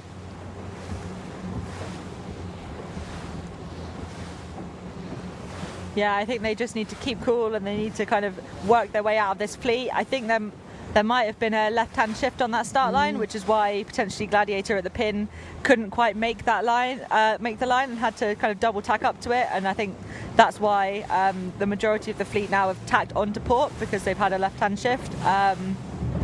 So yeah, for teams like Paprec, or when you get kind of those big shifts that the whole fleet tacks on, it's really tricky because you kind of have no option other than to do that. You don't want to be sailing on the headed tack for too long. So for boats like Paprec, who are kind of in the pack, not necessarily had the best start, they need to be on port for that, for the shift, but they just need to really kind of stay calm, keep the boat fast, and wait for the next opportunity that they can to kind of make a jump again. Indeed, I think it's a little bit of a split breeze just now, but that consistent left shift inshore has worked for Phoenix. But if you look at the angles that American Magic are sailing on starboard, and indeed Sled, they're still pretty high on starboard. But for sure, Phoenix have come off the line, and there we go. They're just coming back and will tack underneath American Magic. But Phoenix won that start. Problem on Gladiator then, clearly. Not quite sure what we're seeing, but yeah, they've got a problem with the rig, I think. Looking up, but as Katie said, I think they were on the wrong side of that first shift, so Gladiator certainly stopped for the moment. Whether they'll get things sorted and continue, I'm not sure, but I think probably they're out of this race. But a great battle just now between Phoenix and American Magic. American Magic sailing slightly higher, but I think sailing into the inshore left shift. One boat way out on the right is Vayu. We can see they're coming back. Now there's quite a decent breeze out there offshore. Katie, looking at our shots of Vayu. Oh, a couple of degrees higher than Alcedo for the moment. What's your reading of what's going on just now, Katie? I think there's definitely some gains to be had in the shifts. It is shifting around a little bit more than we saw in the previous 2 days. It's kind of between sort of around 270, 275 to up to 285. So that's quite a big range. There's definitely gains to be made on those little shifts, but I think I would still be liking this left-hand side based on the land feature. As you were saying about the pressure, kind of looking around where I am here and then looking across the course, it does look like the water is a little bit darker on that side of the course. So there's potentially some good breeze that Vayu is in out there, and I think the breeze is going to really come into play on the downwinds, as we've seen every race this week. The downwinds, the breeze has been the defining factor, and the boats that can find the breeze have really made the jumps. So I think on the upwind, it's playing those shifts and taking the right course and picking the right points to tack up the beat. And for the downwinds, it's going to be looking at pressure.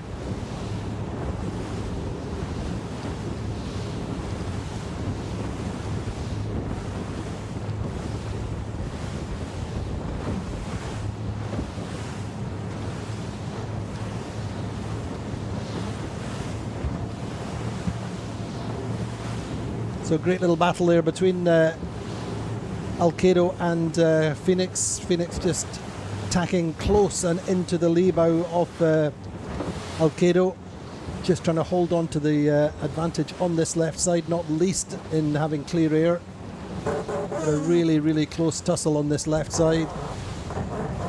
Phoenix our leader for the moment, but there's really nothing in it. Sled in fourth. Upwind pulling back after that really modest start. American Magic a little bit in the traffic there, Katie, aren't they? Just getting a bit of dirty air off Alcedo.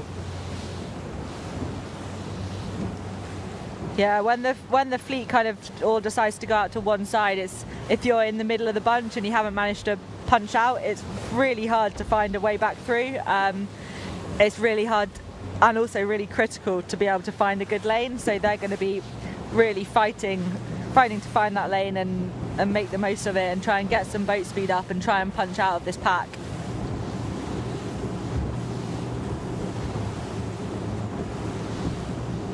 Indeed, let's see how this first upwind evolves. For sure the advantage just now with the South African team on Phoenix, but it really is very close, quite shifty, much shiftier than we've seen on this first upwind.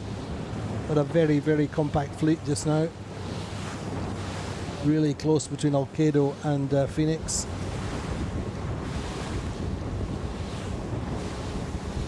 You see Cameron Appleton just watching, monitoring the fleet to leeward of them. Andrea Lacorte, helmsman there. Real drag race. We have sled there just to leeward, bow number 5.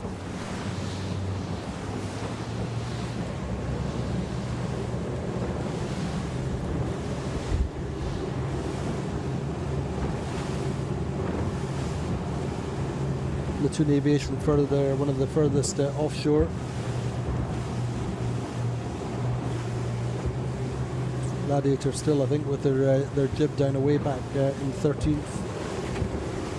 Not sure whether they're progressing up this upwind or whether they've stopped, but really, really tight, closely matched pack on this first upwind. Alcedo's just inching ahead of Phoenix.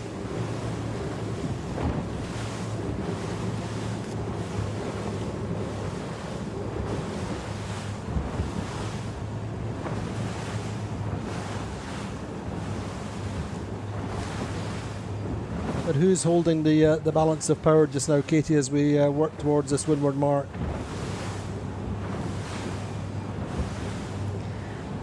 I think Alcedo are managing to punch out pretty nicely. I think if they can kind of keep the speed going all the way up to that Port Henley line, it's pretty good. I think it's always a really tricky one, I think, when you kind of got shifty conditions plus a gain feature on one side of the course, because it's so changeable, and you kind of want to get out to this left-hand side, but also you can't go all the way to the left because you might get a little shift, which means that you're kind of in trouble. I think if the breeze goes right again at the top of this upwind, we could see someone like Vayu coming in quite strong because they're on that right-hand side. But I think at the moment for me, Alcedo and Phoenix are looking pretty strong, and then Sled I think could also come in quite strong if they get a tiny little righty at the top. I think they could tack in and have kind of the power of starboard. But those three for me at the moment are the ones to watch.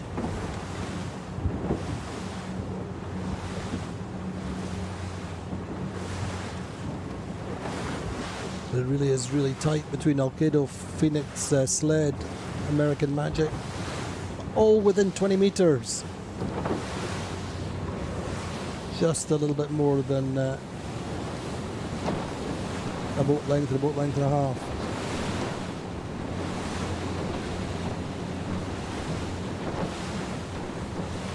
Really nothing in it. It's maximum concentration, just fighting for every metre here and there.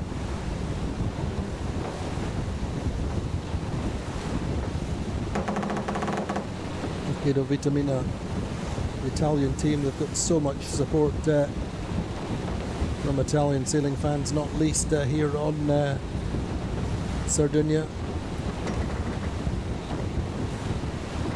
We're talking to Matteo De Luca, the bowman, who lives, as I say, just not far from Porto Cervo. He said he walks his dog and everybody's asking what's going to happen.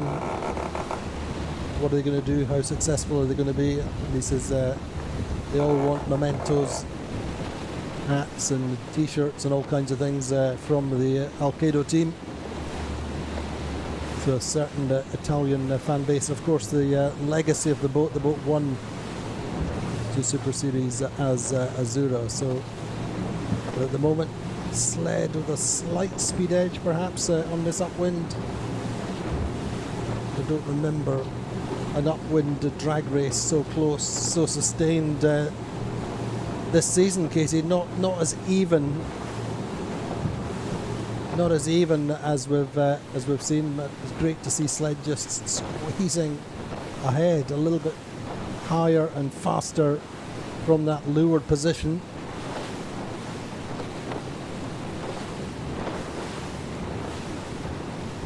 Disappointing once again for Platoon Aviation, down in 11th.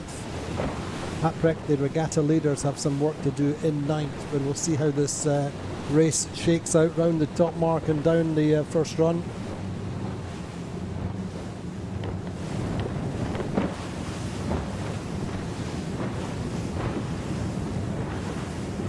The Sled bouncing back after that 11th, very, very unexpected. Again, just in some ways a little bit of a curse of the commentator when we were saying just on the first upwind of the previous race how Sled needed to and generally do stay right out of trouble. It's one of their key watchwords for any regatta. Very, very rarely, I think that might be the first time in a long time they've done a penalty.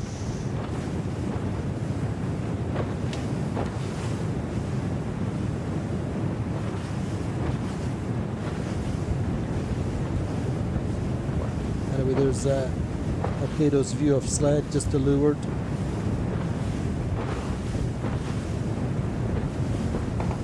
American Magic just to leeward of them. It'll be all on the approach this windward mark. I think really Sled should end up with the small advantage of being able to stack back onto starboard and cross first.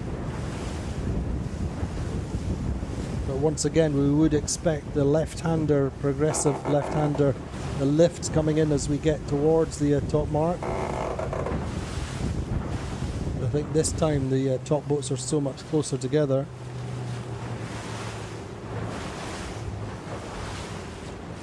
I think this ley line is going to be so critical for sled to get right. If they can get bang on that ley line and force the boats inside of them to kind of have to either duck them or tack early underneath the ley line, then I think that's going to be a really powerful move by sled. But yeah, all of it is on the navigator right now, calling that ley line and making sure that they really nail it. I'd be very happy to put my money on Andrea Vistantini in that respect. And you can already see that, oh, actually, they're getting a little bit of a gust at the moment, a little bit unexpected. Maybe that's just going to let Phoenix inside them. But it's all on, all four boats lined up side by side, drag racing towards this upwind mark. Actually, Phoenix might just be able to get there. And as you said, Katie, actually sled looked to have a little bit too much on the bank as they seeing a little bit of a right-hander of anything, looking at how American Magic are coming in. And of course that really is compacting the fleet even more than before. The boats coming in from the left. So it's going to be Phoenix and a sled overlapped coming into the top mark. Phoenix have the advantage of being inside boat. Sled very slightly ahead. And it's American Magic and Alcedo next.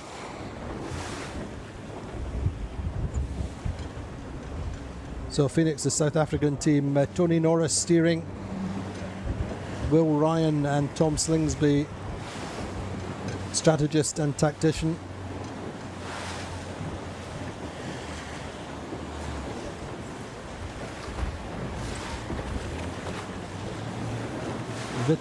Alcedo in fourth, or actually they were fourth round, but they're just ahead of American Magic as we come round this offset mark.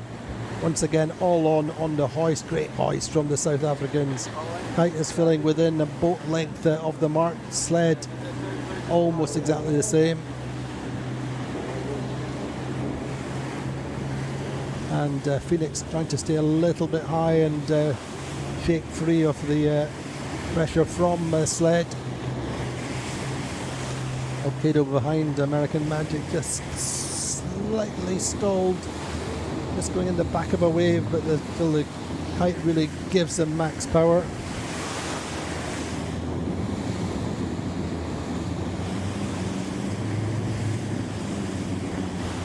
And Phoenix have always been quick downwind.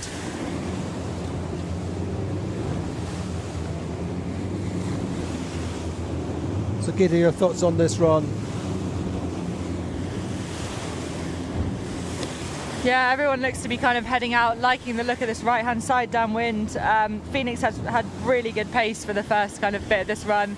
They've made a little bit of a jump on sled. At the spreader mark as they were rounding, I was kind of watching what sled would do, whether they would try and sail above Phoenix or whether they would try and dive in on the inside, and they tried to dive in on the inside of them during the hoist a little bit, but Phoenix's hoist was really pretty textbook, and they got, yeah, as you say, they got going within a boat length of the mark, which is really impressive. But looking at the fleet right now, everyone is carrying out on this right-hand side.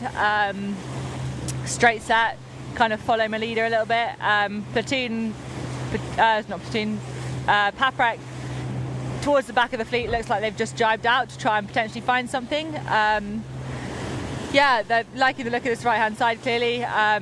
I'd be looking for pressure, and if I was Phoenix, they're going to be thinking about the jibe back, trying to stop themselves getting jibed on, because the fleet is super stacked. There's kind of a boat length or two boat lengths between all of the boats down here, and it's like a little procession, and it's going to be, everyone's going to be kind of eagle-eyed looking at the boats around them, looking for any signs that they're going to be jibing, to potentially try and match those jibes and get the roll on, and be able to roll the other boats when they jibe across. Indeed, just look at the position of Alcedo pushing to try and get down inside the fleet, but in the end losing out to American Magic, who've just got themselves on a gust and sailing slightly higher. Alcedo is say trying to sail deeper I think while that's- they had the speed. I think that's a brave move from Alcedo to try and go for a low mode with American Magic above them. I mean, American Magic have got absolute wheels on the downwinds. We consistently kind of have a knot boat speed higher than the boats around them. So yeah, tricky or interesting call by them to kind of go for the low mode and really open the door to allow them to be rolled by American Magic. But I'm sure they have a game plan, and they're probably wanting to free themselves up to be able to jibe at some point when they choose. Indeed, American Magic just sailing slightly high, and have certainly rolled Alcedo for the minute. Just looking at the boat speeds, as Katie said, American Magic quickest at the moment at 14.8 knots. Second quickest was Phoenix. The American Magic holding the breeze all the time with that position slightly to weather, just on the weather hip of Sled. And this is all the time, you think, to the advantage of Phoenix now as these boats start to engage with each other behind. Max height on Sled as they try to break from the cover, the dirty air being given by the huge Jenniker of American Magic.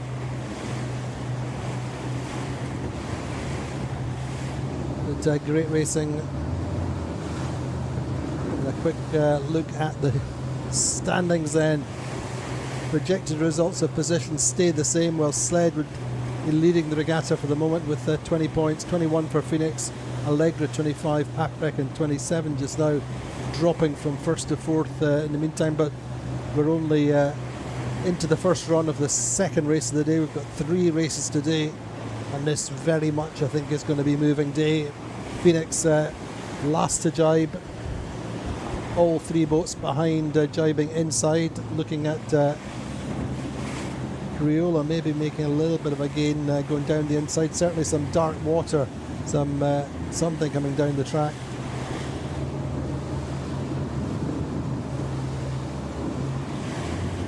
That was such a cool image to watch. Like, it was literally, the jibe was like dominoes. You saw Alcedo start to put their bow down into the jibe. 2 seconds later, American Magic. 2 seconds later, Sled, and then 2 seconds later, Phoenix. That was really quite cool to watch, actually. But yeah, most of the boats now heading back on port. Yeah, synchro jibing. It was, yeah, on all of them nailing it, to be honest. Real textbook work. I think actually Sled coming out of it in the end, potentially with the lead. It's going to be all about how the teams can use the pressure as it rolls down to them. Alcedo trying to get up onto the breeze and affect Sled, but actually Phoenix still going nicely, just staying cool under pressure.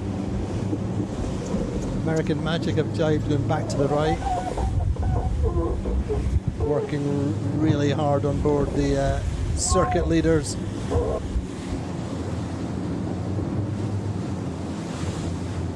I love these aerial shots. I think Katie, that's a sign that it's definitely dropping off a little. Yeah, it's a sign that it's definitely dropping off a little bit. You can see the teams doing more jibes on these downwinds. American Magic opting to do an extra 2 jibes more than in the other races. So that's a sign that it's definitely dropping off, and there's going to be a little bit more kind of tactical boat-on-boat play on the downwind, as opposed to kind of like the max, just keep everything safe, keep everything tidy. But having said that, actually American Magic's jibe looks like they've got their sheet caught on something. The kite's really struggling to fill. It's not quite made its way around yet, and that's going to really cost them. That's costing them, isn't it? That's untidy. But in the meantime, Casey, watching out on that left side of this downwind. So we're actually seeing some big breeze now as Platoon Aviation come down with the strong breeze. Out on that left side, or the top of our picture really, you're seeing Allegra. Andy Soriano's team have come down the left side. Pietro Sabello and Paul Goodison making that call. Certainly some gains there to them in the short term, doing 15.2, 15.3 knots. Same kind of speed as Phoenix on this right side. But for sure a little bit of a gain to the British flag team. So they have a GBR sail number, I think one of the teams with the maximum number or the highest number of different nationalities on board. Goody, Paul Goodison calling the jibe back. I think Phoenix are still clear for the moment. Don't see Phoenix giving up this lead too easily, but coming into their own. Tom Slingsby was saying on day 2 that he felt that they'd lost a little bit rusty and just getting progressively into life in the CP52 again, 2022 since he last sailed with us. But let's have a very quick look at the lineup on board. We're going to have a look at the lineup later then, but the lineup on Phoenix, full of talent, and of course most of them have sailed together for a long time, the core team. Anyway, Phoenix coming in for their jibe with a lead of over 100 metres now, considering how close it was round the top mark. Sled going well in second. Allegra have made that gain up to third. They were 9th at the top mark. So once again, Katie, that offshore, the left option working. Yeah, I think it seems like actually like the left-hand side really working, but also I think the right-hand side is coming strong for Allegra, as you said, and I think it seems like actually either sides of this race course potentially are strong, and the middle is a bit less strong now that the breeze is maybe starting to drop a little bit, and yeah.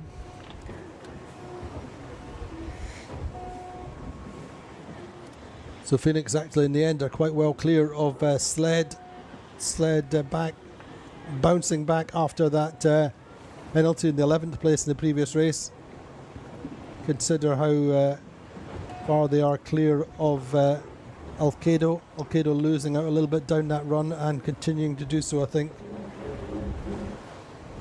Ravetsa, or Criolla actually on that right hand mark. Criolla making the gain again. And American Magic have really lost a good number of places coming down that run, Katie, haven't they? Yeah, they have. I think that jibe really cost them. They were very much kind of in the mix with those top 4 boats, and then I think, I'm not sure entirely what happened, but it looked like a sheet got stuck somewhere, so the kite wasn't able to come all the way through onto the new jibe, and it meant just kind of those 5-10 seconds of the kite flapping and the boat speed being down. That's the fleet being so tight as it is. It's just allowed kind of 2, 3, 4 boats to really, or maybe more boats to jump inside them, and that's really costly. And now actually they're having a problem with their drop as well, so not a great race for American Magic. It looks like the kite's gone underneath their bow, underneath the boat, so no, they're managing to really tricky race and really tricky downwind for American Magic.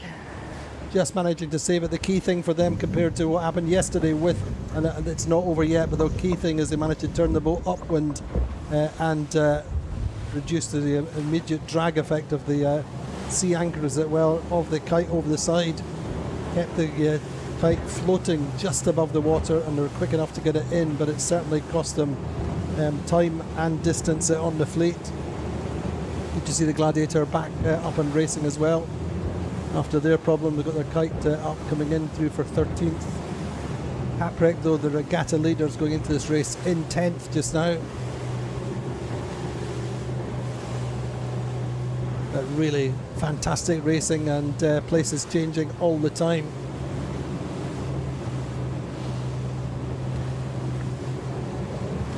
Hopefully that 11th place doesn't come back to haunt the sled team.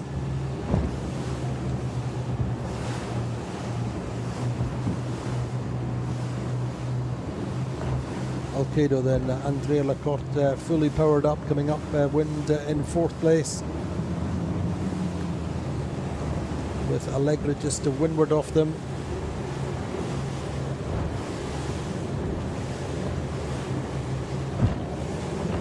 So Phoenix progressively getting themselves into contention for the regatta.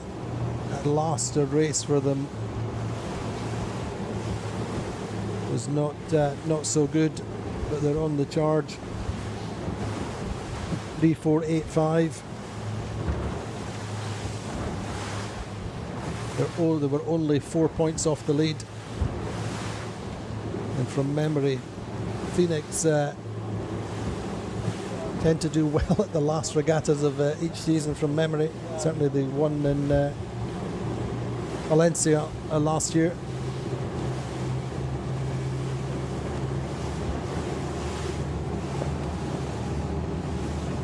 They're going really nicely.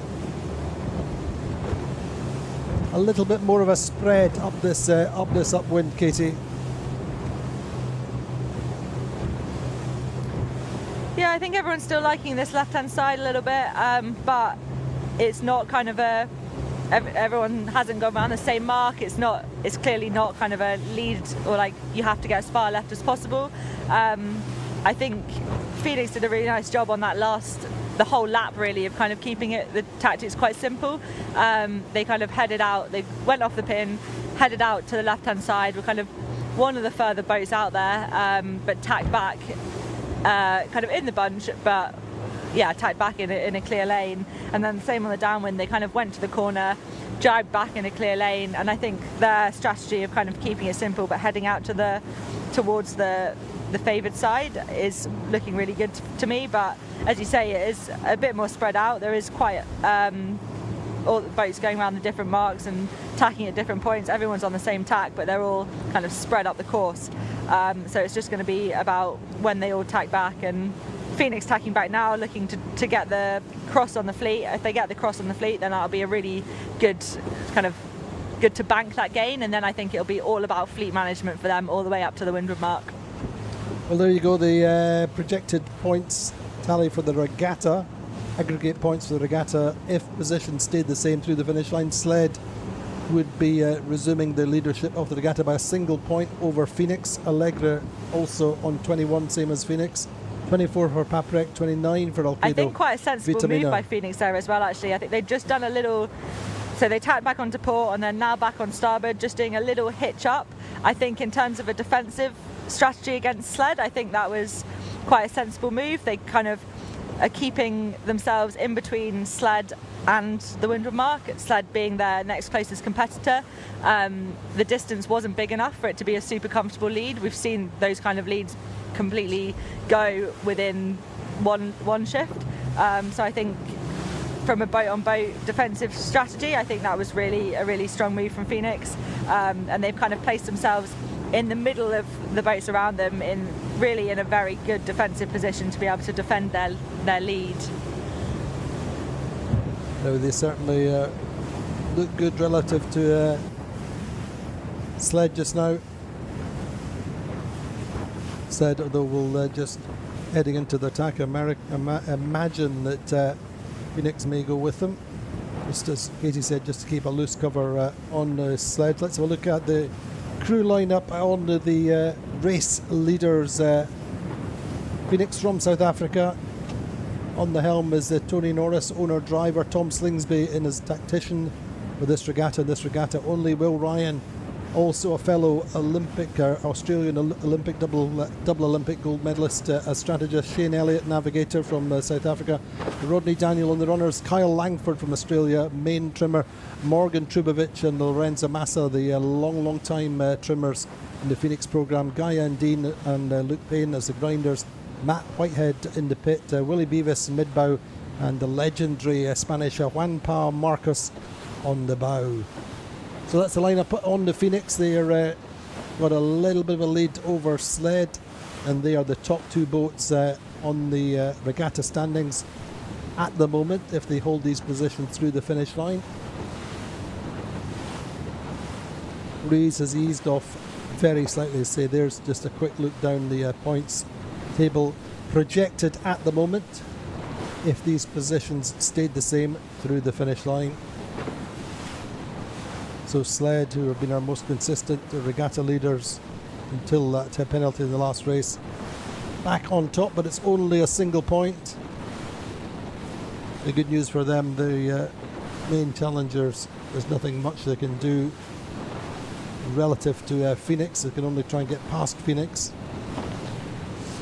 Allegra behind, Paprec behind. Paprec actually quite a distance behind in this race. They were 9th in race 2, where Paprec at the moment they're 8th. So they need to keep chipping away. This fleet has opened up quite a lot now on this second beat. We're going into, should comfortably get a third race in today. It's only 2 o'clock local time, or just after 2 o'clock.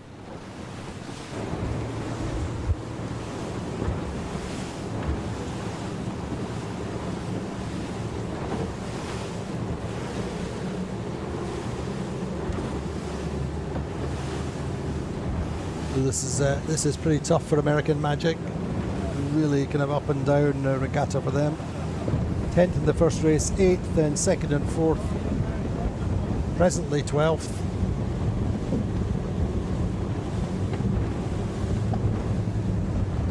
Just quite sure there'll be members of the American Magic Quantum Racing support staff will be doing the numbers will be crunched somewhere at American Magic Quantum Racing headquarters, but starting to work out what average points they need per race per day to close out the title. But at the moment, this 12th is really not helping their pursuit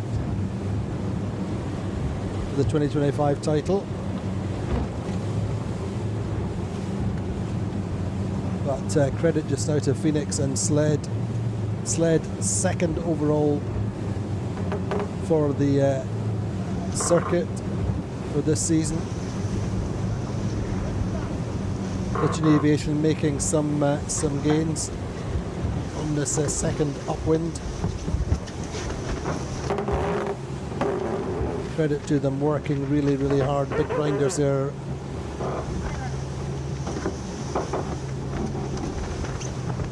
And the Axelson, and just getting back onto the rail.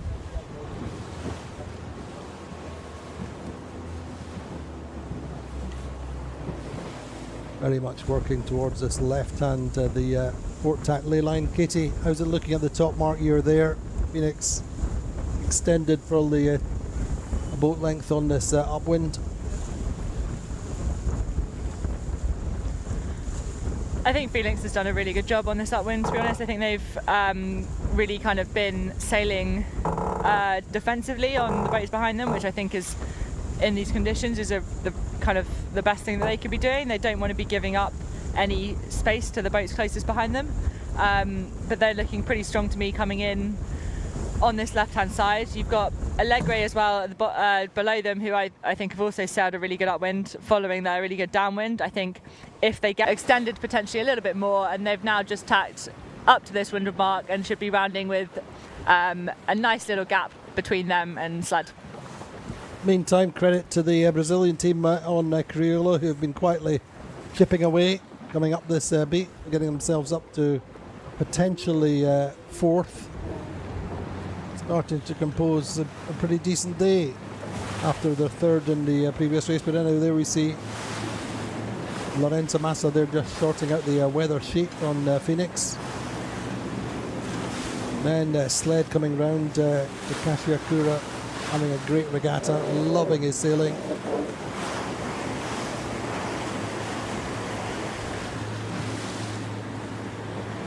Third round is Allegre. And actually it's really super tight behind Riola, isn't it? It's going to be all on down this run. As you said, Katie, everybody coming across on port.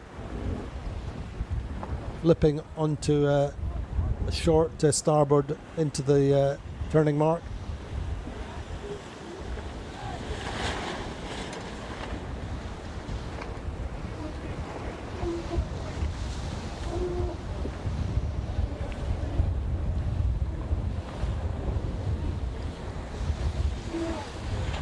Next round is Alpha Plus, then Alcedo, then Vayu.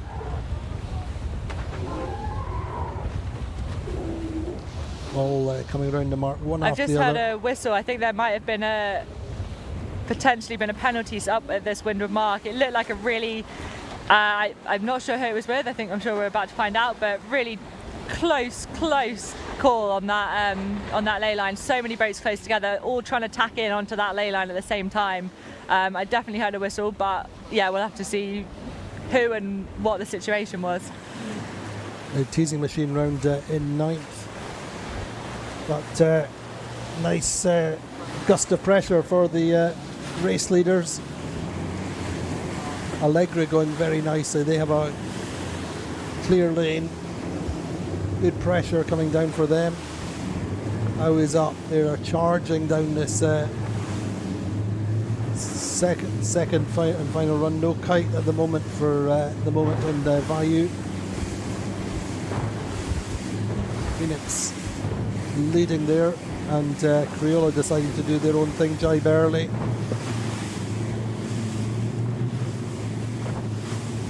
Allegra jibing too, and Sled elect to go, and in the end Phoenix decide that's the thing to do. Watch this nice jibe, get the kite right through and filling, then the main comes across.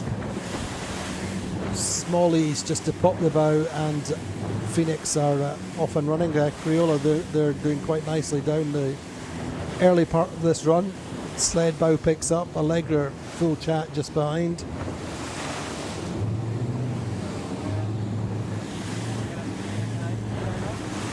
Great race. We're down on the second run, race number 2 for the day, race 5, the midpoint of the regatta. It's scrappy back there with the boats behind, but Paprec absolutely flying, fully powered up. Lots of pressure coming down the race course. Phoenix don't have that pressure yet, maybe seeing some compression coming in from the back. American Magic needs some places coming down this run.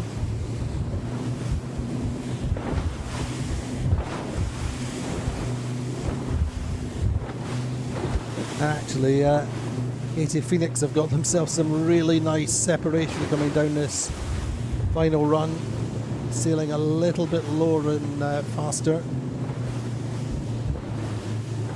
But there you can see the their numbers have been really good for the last 30 seconds. They've been hitting 18 knots, and as you say, really good angle actually. Like, then I think they've been pretty good pressure. They're not having to head up and sail a higher angle to get that speed. I think again keeping it simple as well on this downwind. They're kind of carrying on out towards the corner and then driving back with the fleet. Really not trying to do anything too crazy. Just trying to sail a really defensive race and stay in front of the fleet.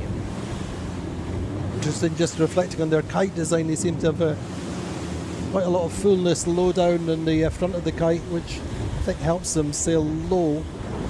Got a quick overhead there under Lorenzo Massa, the legendary Italian trimmer. Great overhead, Tony Norris on the helm. Kyle Langford there looking up at the mainsail.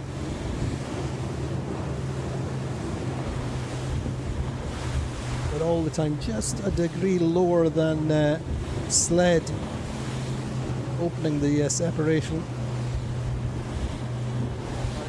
And probably taking 100 metres out of Sled since the top mark. Remember, Phoenix led early in the first race of the regatta, finishing up with a third. Allegra there surging on a band of pressure, on a gust, surfing forwards on Sled.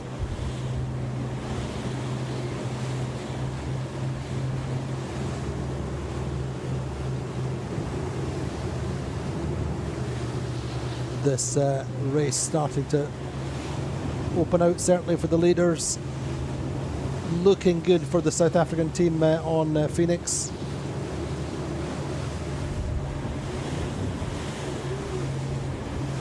This is, as we've said a few times, very much a swan song for the Hasso and Tina Plattner's family team from South Africa. They're having a year off for what various different reasons. Tina in particular is really involved with her horses and is going through an extremely successful period.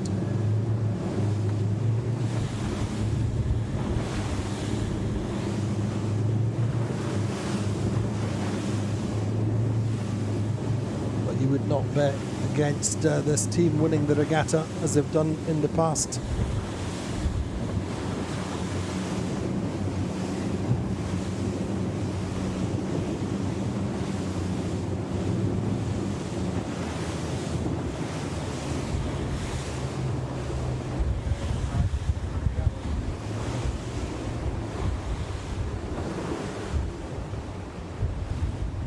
Anyway, I've committed a cardinal sin calling Juanpa Marcus is, of course, Argentinian.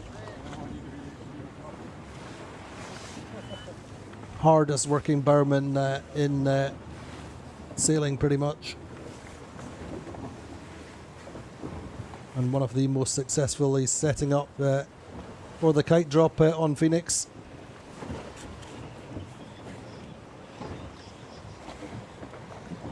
They're over 250 metres ahead of sled.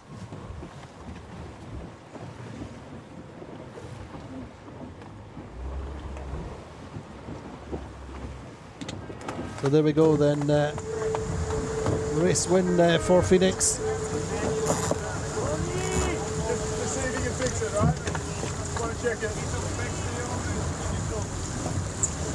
Tony Norris there on the helm, just thanks the race committee, hands over the helm just to decompress. There's going to be a good second for sled, which I think will give them the regatta lead again.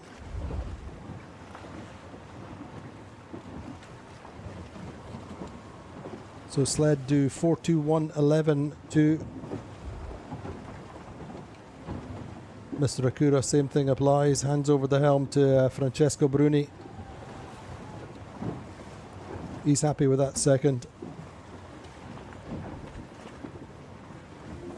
Then it's going to be super close between Alcedo and Criolla, sprinting for the line side by side. It's all on for third place. Well, actually, no, beg your pardon, Allegra are through. For third, the battle is for fourth and fifth. Alcedo have the advantage just now, but it's going to be all about the angle into the line, holding up the speed. And then it's going to be a really, really close finish behind. Criolla jibing. Criolla may be able to just get there if they can get the kite filling coming out of the jibe, and indeed Criolla get there, but only just. They need to get the kite under control. Criolla will get there now. Then it's super close between Provezza and Alcedo. Alcedo will still get there next, then Provezza. And Vayu. Platoon Aviation taking places in the final run into the finish. Getting 8th in the end. 9th is American Magic. Paprec get 10th. Alpha plus 11th. Really, really close finish. Teasing Machine come through for 12th. And Gladiator, after that technical problem, ending up in 13th place. So Katie, a great win for Phoenix. They really built the foundations of that win off the start line with a great start towards the pin end of the line, didn't they? They really did. They made quite a tricky race course actually look relatively simple, which is always, yeah, it's always quite nice when someone does that, but it's absolutely not as simple as they made it look. Yeah, really, really well sailed from the start. They were kind of really dominant, but they really kept it all simple, and then they shifted once they'd kind of got themselves into that leading position. They really sailed very well defensively, and again still just kept it really simple and just continued gaining all the way around the course. So really nice race to watch. But really, I think, Katie, one thing is evident, that the places are changing all the way through to the finish line. Certainly in the body of the fleet, as it were. Top 4, top 5 are fairly clear, but then that scuttle for the line, the sprint for the line between Criolla, Alcedo, Provezza, Vayu, Platoon, even American Magic, it's not over till it's over. It's really not, and I will never ever get used to the fact that after 50 minutes, an hour of racing, the boats that come through the finish line within like 3 seconds of each other, I will never get bored of that. It's really cool and really exciting to see that. You can lose 4 places just on the finish line alone in this racing out here. It's really exciting. Well, look at it really, doesn't it? Because you see. You can see Alcedo Vitamina 2 minutes 2 seconds, Provezza 2 minutes 3 seconds, Value 2 minutes 5 seconds, Platoon Aviation 2 minutes 8 seconds, another 3 seconds American Magic, another second to Paprec, another second to Alpha Plus, and then 4 seconds behind for Teasing Machine. So really there's 14 seconds between Provezza in 6th and Teasing Machine in 12th. It really, in some respects, it's really, really so close, but in other respects, you just can't afford to make mistakes. Every second, every meter, every centimetre is absolutely vital and making the difference.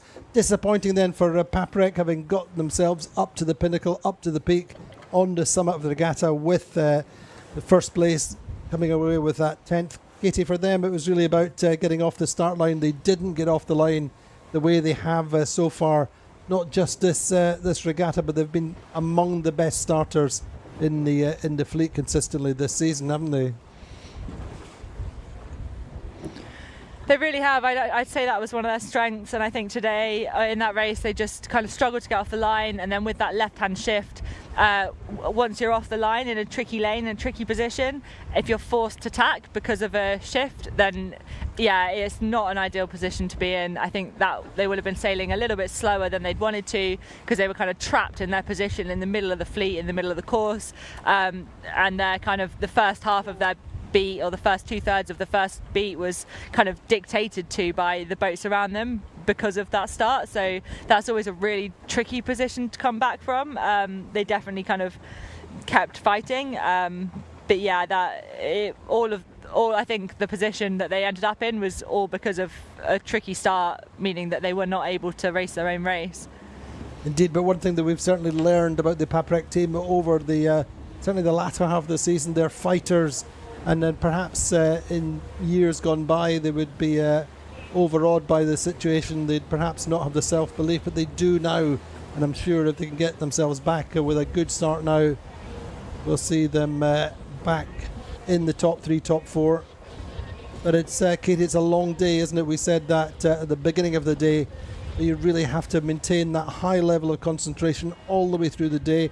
You say that, but then there's also the kind of the self-management and the team management, that you can't just retain the same level all the way through the day.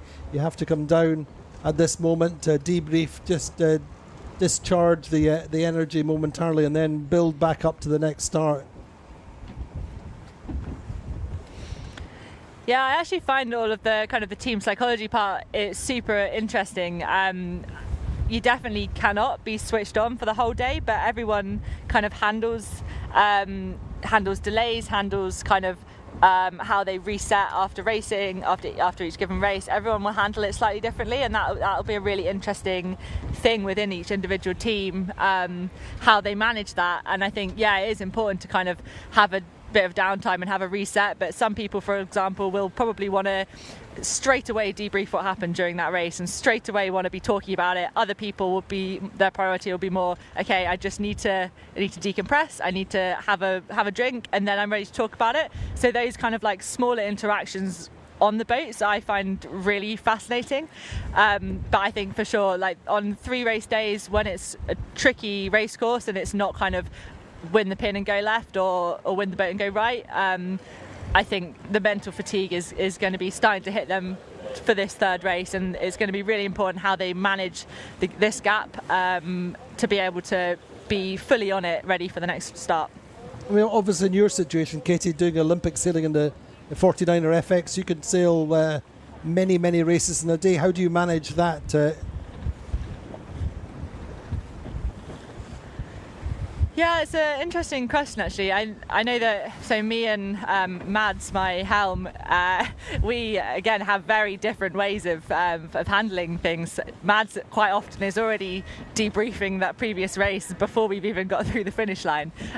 She'll be kind of coming into the finish already starting to chat about it, and I'm kind of more like, let me have a drink because I can't breathe because I've just dropped a kite, and then let's talk about it. So it is, yeah, it is different, but it is such a crucial time, and I think as long as it doesn't matter if you've got different approaches to it. I think as long as you both get what you need out of that downtime, and as long as you both kind of get the reset that you need, then that's the important thing. And there's always going to be a level of compromise in it. I let Mads talk at me when she wants to talk at me, and she doesn't need me to reply. and then I can kind of talk at her when I'm ready, and that's kind of fine. That's what we've kind of decided is fine. It'll probably be the same on these boats. You'll on the TPs, you'll have a group of people who are kind of like instantly talking to each other, and they'll probably know exactly who they are, and they'll be talking, and then other people will be chilling. But yeah, I'm sure they'll all be reset by the next race. We'll come back to you in a few seconds, but let's look at the regatta standings at the midpoint. We've done race 5 of 10. Sled at the top once again after that second place and 20 points. Second are Phoenix after that race win on 21. Allegra really nicely consistent through this regatta. 6-3-3-6-3 for 21 points. Paprec, well, that ninth is cost them the regatta lead for the moment. They're in 25 points. Alcedo Vitamina on 30 points. American Magic, that 10th, drops them to 6th for the moment, 34 points, 34.5 points. Platoon Aviation just a little bit behind. Provezza on 8th on 35. 36 for Criolla. 3 and a 4 for them today. Really, really strong. In fact, one of the top boats for the day so far. Gladiator in 10th. The Value 11th. Alpha Plus in 12th. And Teasing Machine in 13th. We're going to take a little bit of a break to reset, but we'll be back within a few minutes for the third race of the day, going into the second half of the regatta. Race 6 coming up. Join us then.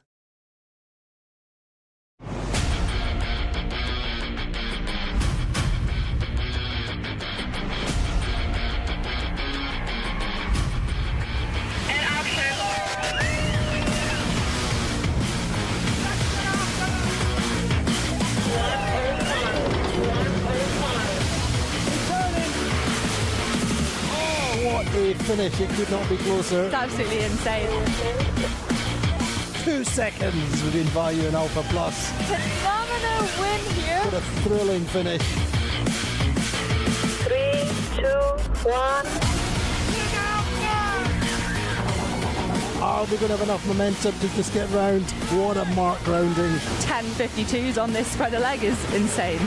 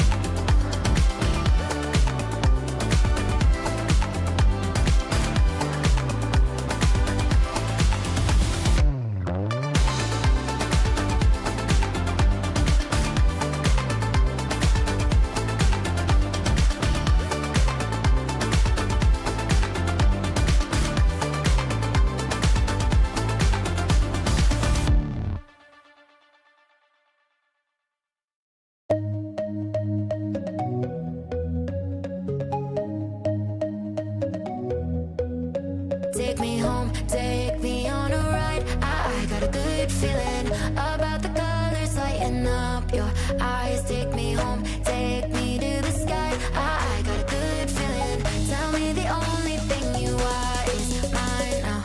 Na, na, na, na, na, na. I got a good feeling. Na, na, na, na, na. I got a good feeling. Good feeling. You wanna know is how to hold on to it every moment. Dive into it like my love is an ocean. It's overflowing. I swear it's golden. So good that I'm rolling. Baby, you make me crazy. I'm seeing roses. Baby, just maybe you save me. Oh, take me home, take me on a ride. I got a good feeling about the colors lighting up. Your eyes take me home, take me to the sky. I got a good feeling. Tell me the only thing you are is mine. Take me home, take me on a ride. I got a good feeling about the colors lighting up. Your eyes take me home, take me to the sky. I got a good feeling. Tell me the only thing you are is mine now. Na, na, na, na, na, na. I got a good feeling. Na, na, na, na, na. I got a good feeling. Good feeling. Na, na, na, na, na, na.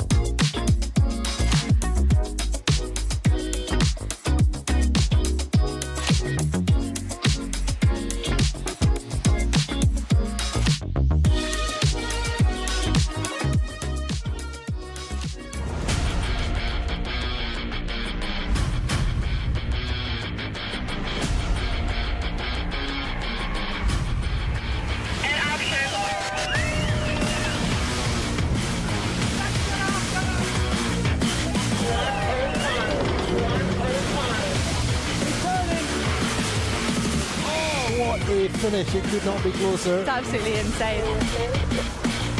2 seconds between Value and Alpha Plus. Phenomenal win here. What a thrilling finish. 3, 2, 1. Are they going to have enough momentum to just get round? What a mark rounding. 10.52s on this spreader leg is insane.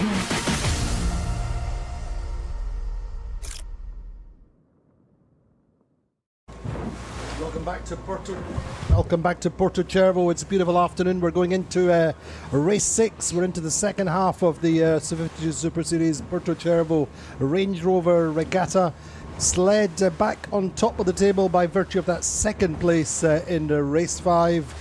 Phoenix getting a race win, moving up to second overall, and Allegra nice and consistent in third overall, but really there's nothing in it. There's just 5 points between first and fourth, and Alcedo Vitamina pushing hard behind in fifth. So let's look at the standings now then. Sled on 20 points, Phoenix on 21 points, Allegra on 21 points, also Paprec 25, Alcedo Vitamina on 30, American Magic with that 10th on 34 points, Platoon Aviation on 34.5, Prevezza 35, 36 for Crayola, 44 for Gladiator, 44 for Vayu, 46 for Alpha Plus. So battles all the way through the 13 boat fleet, and we're moving into race 6. Let's have a quick look at the circuit standings with just 4 races to go this season. 165 versus 192. Things moving in the right direction for American Magic Quantum Racing. Sled in second at 192. They're now well clear, 26 points clear of Paprec. Alcedo Vitamina are still pushing hard. It's back to 2.5 points between Paprec and Alcedo Vitamina in that tussle for third. Platoon Aviation on 241.5, starting to reflect on the fact that the third for them, a podium place, may be slipping away from the 3 times world champions, the Platoon Aviation. Allegra in 6th, Alpha Plus in 7th, Value and Alpha Plus just still close, just 5 points in it for them. The battle for the 2 teams from Asia. Prevezza 9th, Gladiator 10th, Phoenix 11th, Criolla 12th, and Teasing Machine in 13th. So Katie, things shaping up. We're at 2 minutes to go. A great racetrack this is proving to be, and it's super open.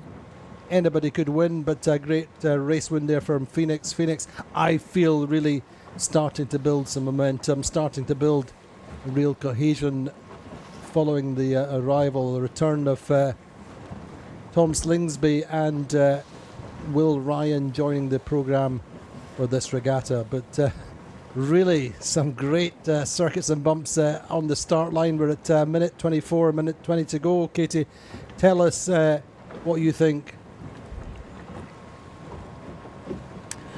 So the breeze has got a little bit lighter out here. Water's looking a lot less dark. It's looking a lot more manageable. I would expect on the start line to see the boats kind of get interacting with each other a lot more in this lighter breeze. When it's windier, I feel like you kind of just want to keep everything a bit safer. And I think now that the breeze is a lot more manageable, you're probably going to see a lot more interactions between these boats, which is going to make the starts potentially a bit more tricky. But you've got kind of usual suspects, Gladiator down at this pin end again, vying for to be the most pinned boat. Slight change of strategy for Sled on the last 2 starts. They were kind of previously favouring the boat end in the first 2 races of the day, and they're now kind of down towards more of the pin end. And then you've got Paprec and Vayu up at the top of the line on the boat end. But again, a super even spread across the line. Similar characteristics to the other 2 starts of the day. I think it's just going to be all on this time and distance, all on the trigger, and all on who can punch out of the fleet off the line. Indeed, Paprec up at the committee boat along with Allegra. American Magic 4 boats down from the committee boat in the lane, and this pin end we've got Gladiator, Crayola, Sled, Platoon, Teasing Machine are the 5 boats closest to us, and off the line will actually a much better start from a Gladiator this time, something to work on. Best start with the bow forward is bow number 19, Andy Soriano, and Allegra Great shot from our drone pilots there, just taking us across the fleet. Great lineup of T52s, all 13 boats on the line. I think that's probably the first time even that we've seen that, Katie. Really, really close, great drag race. 27 bow number is Vayu. Actually, there's just Criolla just half a boat length behind in this sprint off the line. American Magic just getting squeezed very slightly there. Paprec, we can see that blue bow just poking forward, but just in the lee of Vayu momentarily. Gladiator going well, so to Platoon. Sled have come away quite nicely as well. They have Platoon Aviation just to weather. So much, Katie, is on coming off this line with pace and with a clear lane. And obviously not everybody can achieve that. Allegra going well for me at the moment. So to Vayu.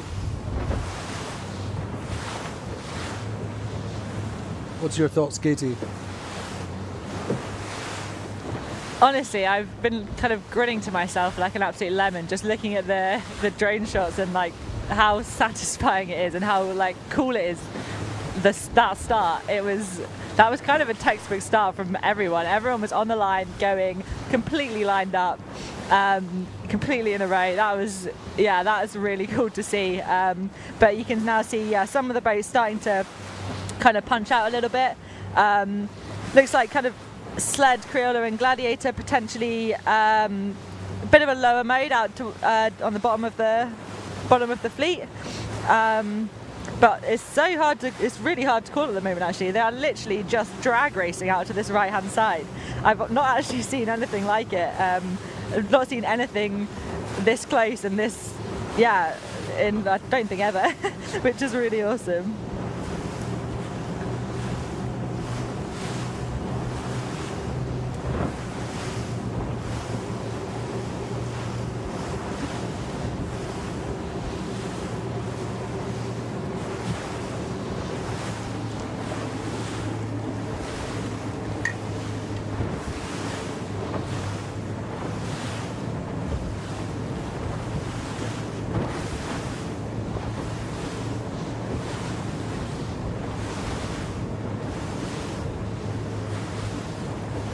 Seems to be quite even across the course, Katie. It's Paprec just at the windward end of the group, the right end of the group, with Allegra. Small advantage to them, but there's really, really nothing in it. But certainly nobody wanted Allaire go. Absolutely nothing in it. In the end, Alpha Plus and Phoenix tacking off early. Phoenix not quite able to get away the same way they did in the previous race.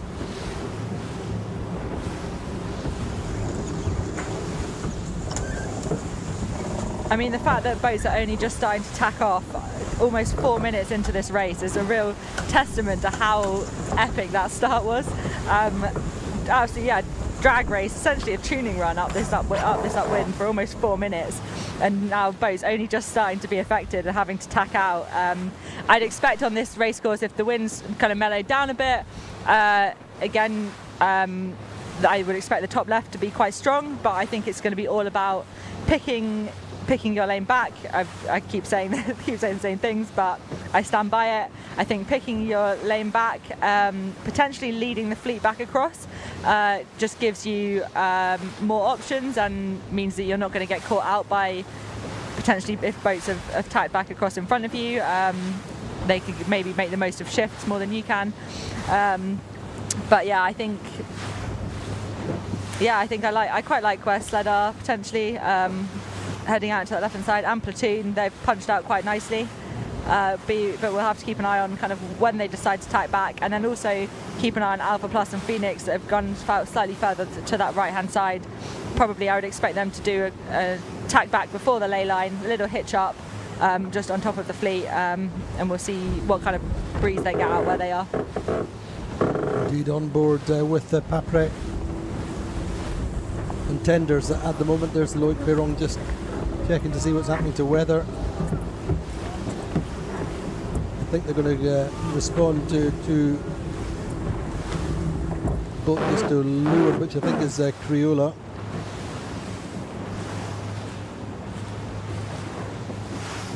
Indeed, Criolla just the weather of them, but an incredible race really, Katie. It's so close and very much a kind of speed race at the moment. Platoon Aviation just bow forward of this group.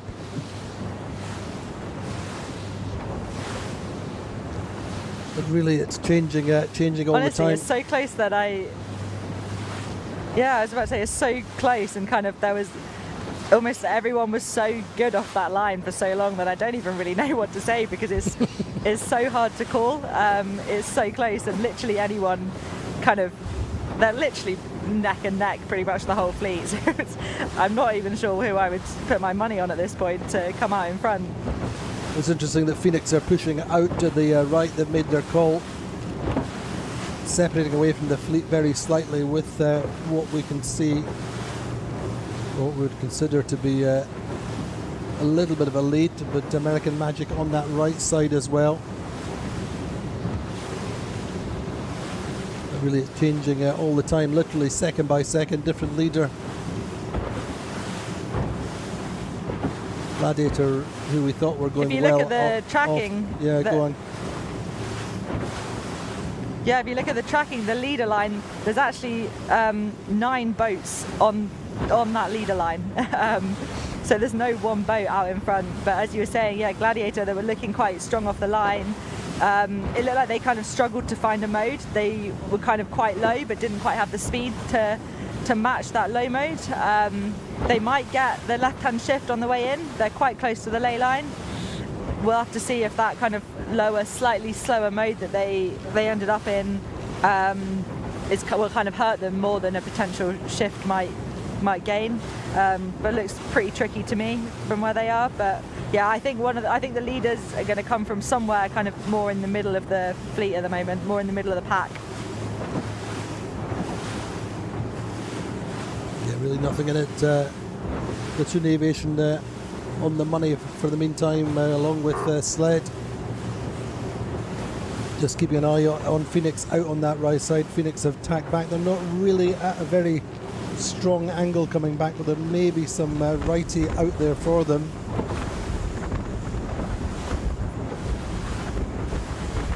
Certainly got a little bit of wind pressure. Seems to be the pressure builds from offshore and comes in. And that's maybe what Tom Slingsby and Will Ryan are looking for as this breeze eases off generally.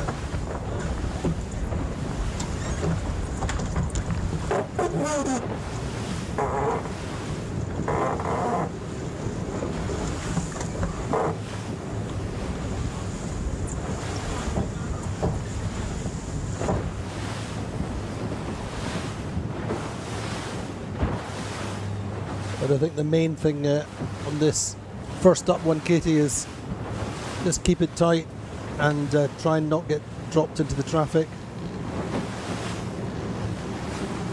And just try and stay with the leading group. Go on. Yeah, I was just going to agree with what you were saying. I think it's going to be about really being disciplined, really kind of, fighting for your gaps. I think the fleet is so tightly packed that you can't kind of give an inch on attack. The lanes you're going to be tacking into are so tight and they're so critical that you really can't give an inch, and you have to really be on it with absolutely everything you're doing. On board with Alcedo, Cameron Appleton just checking the leeward on Provezza. All the time just monitoring the chessboard, as it were, just watching the opponents all the time, not just trying to think of the immediate lane in the next couple of minutes, but thinking 3-4 moves ahead, how things will set up for the windward mark. But we're seeing a small lead to Sled, the Regatta leaders.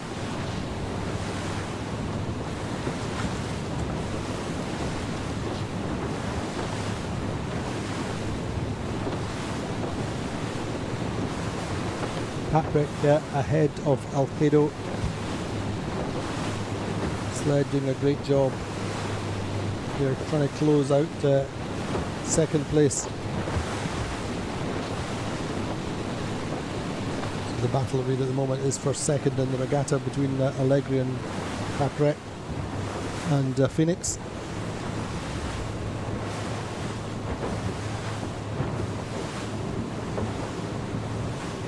But for the moment, Katie Sled in control of this group, sailing high.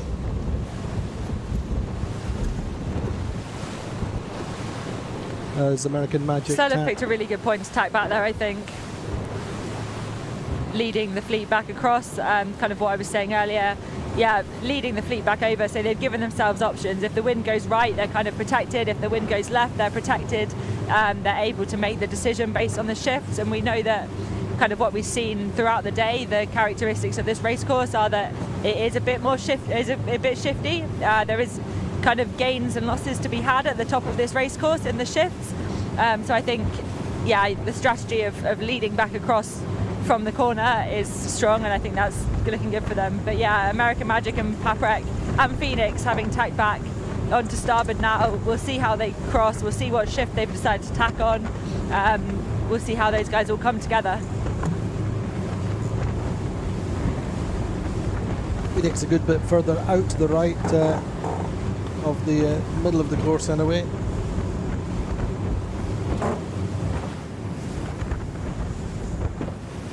Just looking at the relative boat speeds, quickest at the moment is actually Vayu,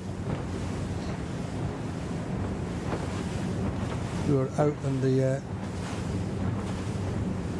with that right hand group just now. Certainly I'm seeing a gain. I think I see a gain out on that right to Phoenix in the meantime, but it's close.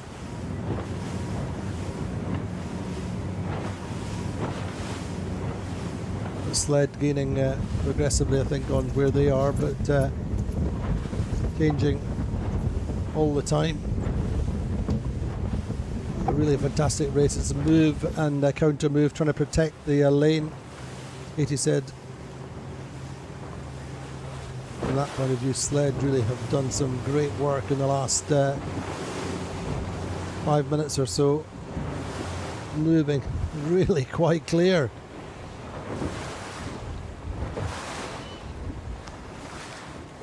I think by managing to get themselves kind of out in front of the fleet and in front of the pack, they really free themselves up, because there's going to be so many little battles going on further back. There's going to be, and all the boats are going to be probably like slowing themselves up, trying to really fight for these lanes. And by Sled able to kind of get clear of all of that, then they are able to extend their lead a bit more. But I mean, even kind of with that taken into account, they seem to have really managed to kind of punch out from the group here, and they've found a really nice mode up this upwind.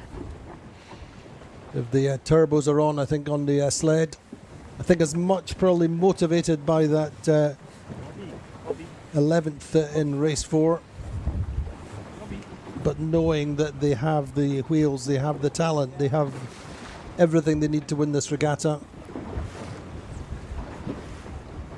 and they can't afford to make another error like they did in race 4. But what a great shot. All of the fleet on port, led by Takashi Okura's team on Sled.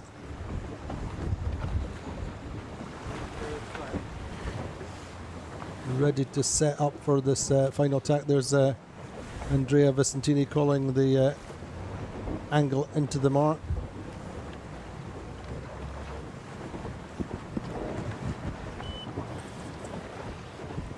So the white-hulled Sled from the New York Yacht Club, led by owner-driver Takashi Okura, leading round the mark of the third race of the day.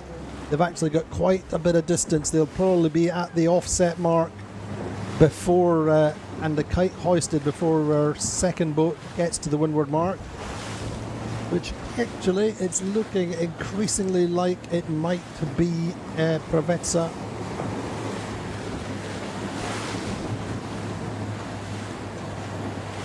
really now. These boats coming in on port at the moment, trying to get into the lineup. It's going to be really, really close. Upwind actually doing some quite nice work, trying to get up to the mark. Hopefully, the key thing for them is they have no boats above them. Header upwind then from Platoon Aviation. Alcedo round next, and they have the French team hard on their heels.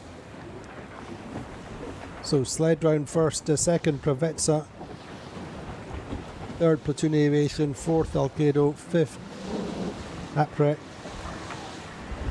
sixth Allegra, and some battles going on there at the windward mark, a lot of shouting. American Magic getting round with Phoenix inside them.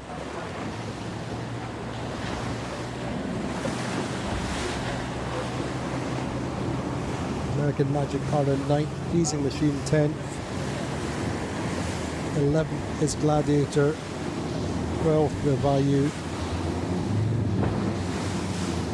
And there we go, what a great run in prospect. Once again, it's all about vying for clear lane, clear air. Going to get to the breeze as it comes down through the fleet.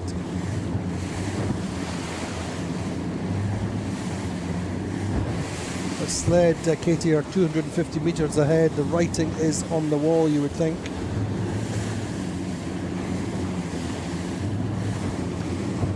Yeah, so I counted about a 35-second lead on Pravetsa around that windward mark. I'm honestly not entirely sure how they managed to get that big of a lead in what seemed to be basically the final third of that upwind. But yeah, they've just found an absolute new gear on that last bit. Meantime, a little scrap going on, a little handbag moment between Vayu and Gladiator. Vayu holding Gladiator high, Gladiator broaching momentarily, so too Vayu, Teasing Machine in that tussle, going to sort themselves out. In the meantime, actually look at that, Paprec rolling over the top of their rivals, Alcedo.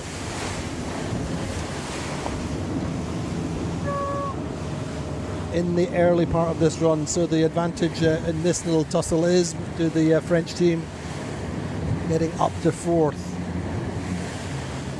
Fabulous run then so far. Pravetsa in 2nd, and at the moment it's looking like a bit of a battle for 2nd place in this race. Sled are fully launched, 180 metres out in front. Platoon Aviation trying to ride up on that quarter wave, get a little bit of extra boost, the stern wave really from Pravetsa. And look at the bow is fully up on Upwind momentarily. Good surfing from the French team. You can see the breeze, so we have you've got these two breezes come down to the what we call Bomb Alley, the channel up to the left there. The breeze accelerates out of there, and also offshore.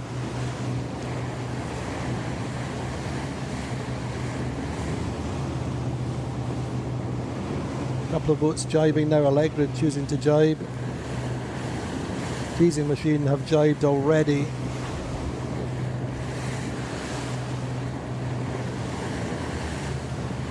Sled jibing now.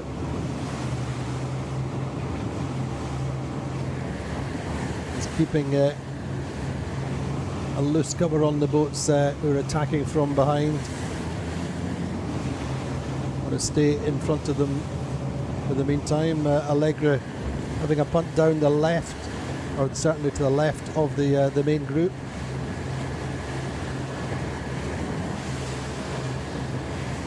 Speed gun showing sled quickest out in front. They're on a puff for the moment.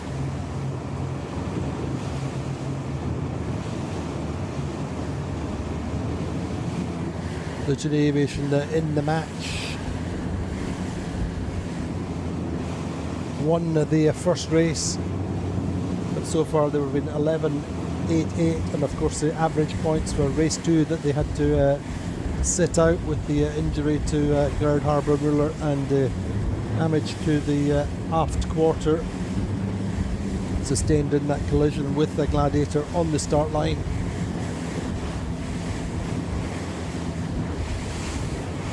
But really you get such a great image, such a great view of the breeze, how it comes down. It fills from that high right and also from the left, and say coming out of the La Maddalena channel, what we call Bomb Alley, to the left of our picture looking upwind. Get a little bit of acceleration down from that gap. Anyway, there's our points table projected during race 6. If position stayed the same through the finish line, Sled would be leading going into Friday by 6 points. Phoenix 1 point behind Allegra. Haprek would be 8 points off the lead. Alcedo Vitamina 6 points behind them. Then Provezza having a good race just now. Platoon Aviation, American Magic in 8th, Criolla 9th, the Bayou 10th, the Gladiator 11th, and Alpha Plus 12th. He's a machine in 13th for the moment.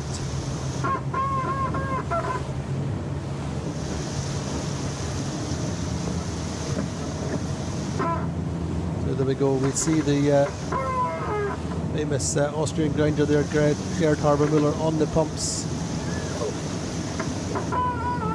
Is that a little bit of a grimace, but he's a tough guy. They're lying third just now.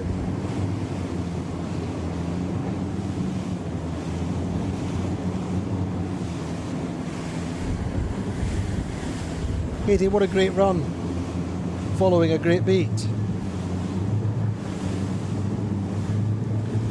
Really great run actually, and again really well sailed by Sled. They've kind of managed to keep it simple, a bit similar to what Phoenix did on the downwind of the previous race. They kind of carried on out towards the straight set, carried on out towards the corner, jibed back in front of the fleet, and yeah, really making that work for them.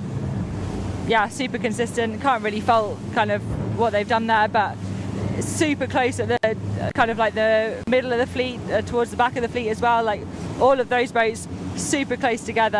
I think it's going to be really interesting little marks, seeing kind of how they all come together, which marks they choose. But yeah, it's going to be all about meters down here. Who can kind of have the best manoeuvres? Who can kind of gain little bits on little waves, little puffs to get themselves in front for these lewards. Indeed, it's going to be all about these meters gained, holding on to the kite for a few seconds longer, or alternatively being a bit more conservative. We're going to kite away early, going round groups of boats, but in the meantime, nice jibe for Sled, approaching on a comfortable, good lay line, not putting themselves under any pressure. Going for the early drop. Just making sure everything goes away tidily as they come round. Change of course, I think shortened the upwind a little bit. But leeward gate, first round is Sled. Privettes actually have probably been caught a little bit by Platoon Aviation. Haprek coming charging in there, the blue kite. Now, it'll be interesting to see whether they try to jibe inside and hold the momentum to get round ahead of Platoon Aviation. Platoon Aviation going to the right hand mark, looking upwind. Haprek do the jibe drop and come into the lure gate. They're a little bit slower relative to Platoon Aviation. Privettes are round and clear. Platoon only boats have gone round the right hand mark so far. Actually, Platoon Aviation, Haprek coming out of the mark with I think a little bit more pressure, like a little more height than Platoon Aviation, relatively speaking.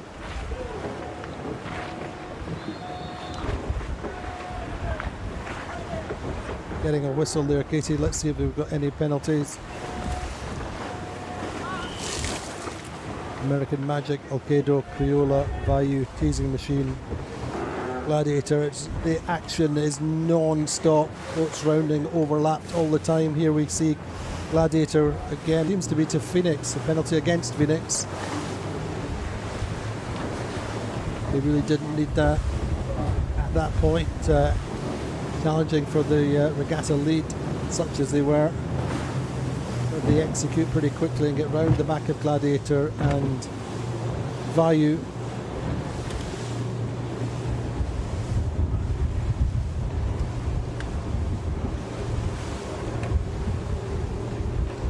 Still, I would say, a battle for second between Provezza and Platoon. Platoon took the right-hand mark, going up the right of the upwind. Provezza chasing sled. Alcedo seemed to have a problem there. They've got no head sail just now.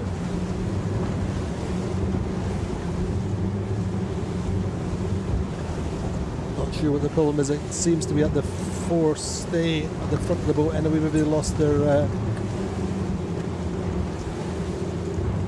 certainly not able to get full tension on the jib halyard. Bowsprit seems to be intact, so there's a battle for the Italian team to get their technical issues sorted out. For the meantime, they're dropping right back into 13th place, and this could be a really, really tough moment for the Italian team in their challenge to finish on the third step of the podium for the circuit, challenging the French, heading off upwind in 5th place. Alcedo still struggling.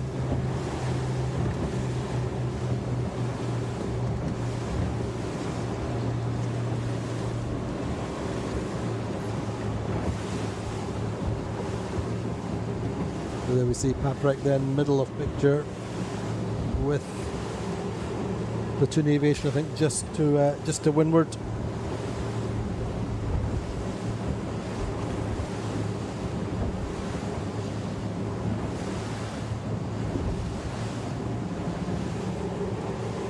Sled just keeping it tight, Katie, controlling the fleet,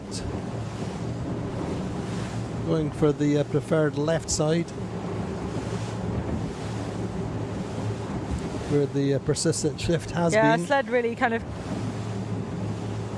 Sled keeping it simple, I think, and I think with the breeze we've seen today, I think that's the move. We know that on this race course, in this direction, there is a left shift at the top. There is a game feature, but we also know it has been super shifty. So it's not all about hitting the ley line on the left-hand side. It's about getting over to that left-hand side to get yourself into that lift, and then playing the shifts when you're at the top of the beat, and taking the shifts back when you can.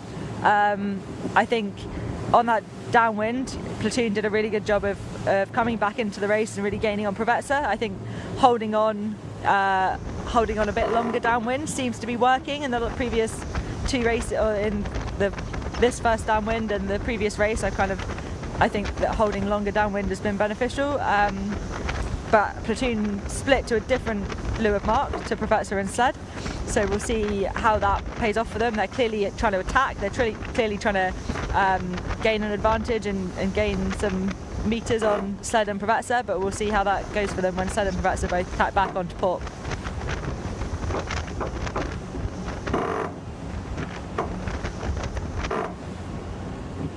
On board with Platoon then briefly in third, sailing a much better race than the previous one.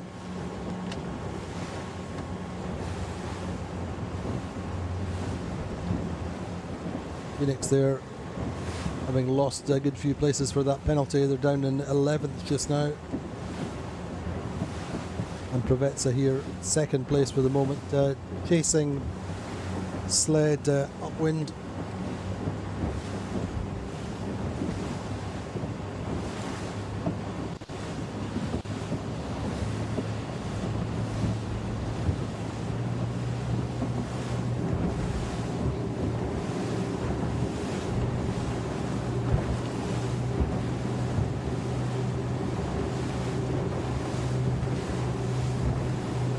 no obvious gain to platoon over on that right side. It's still 100 metres or so between platoon and Preveza. And then it's close behind between the Paprec, American Magic.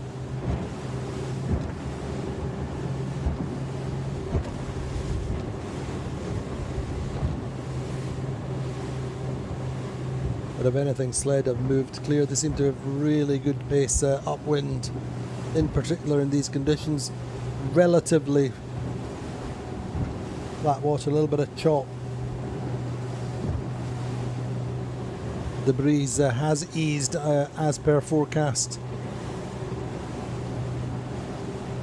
2 days of racing left. Next couple of days is going to be much lighter. So overall, Katie, this regatta is going to be a really valid test for the teams. Whoever comes out on top here really has an all-round game. That'll be the outcome, surely, Katie. For sure. I mean, when you get a regatta where you race kind of hopefully all of the races in lots of varying wind conditions, you can't really argue with the results. It will definitely kind of, the team that's the most consistent and the most consistent through all of the wind range and all the conditions is definitely kind of justified to be at the top. Indeed, at the moment that team is Takashi Akura's Sled. I think they've been on the podium 3 times this season so far. And lying second, they were second in Saint-Tropez, just missing out by a single point to Gladiator.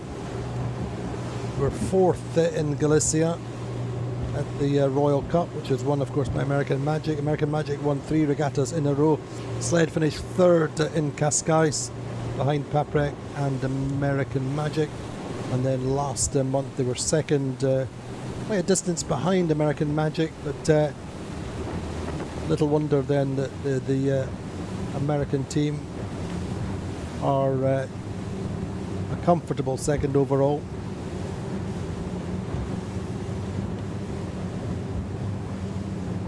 But good to see Preveza doing a little bit better in this race, Katie, isn't it?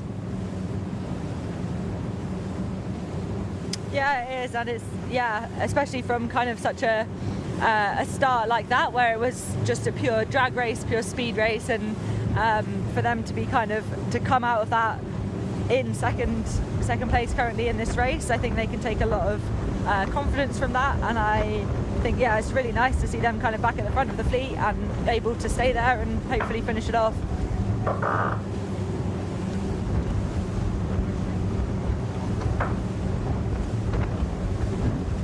On board with Allegra then.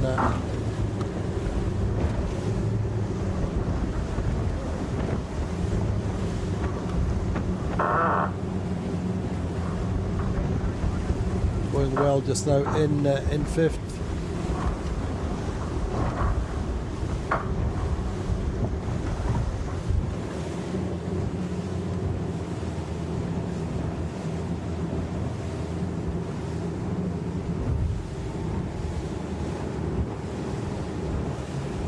Watching then really the battle for Allegra is with the Paprec for 4th and 5th. American Magic not too far behind, and in fact American Magic closing and potentially coming into a cross with Allegra.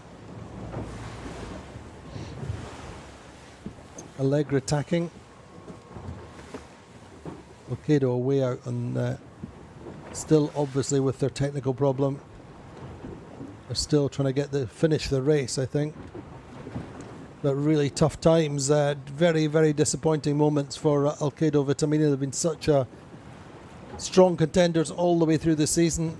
They've had no significant technical breakdown. So what a time for that to happen, Katie, isn't it?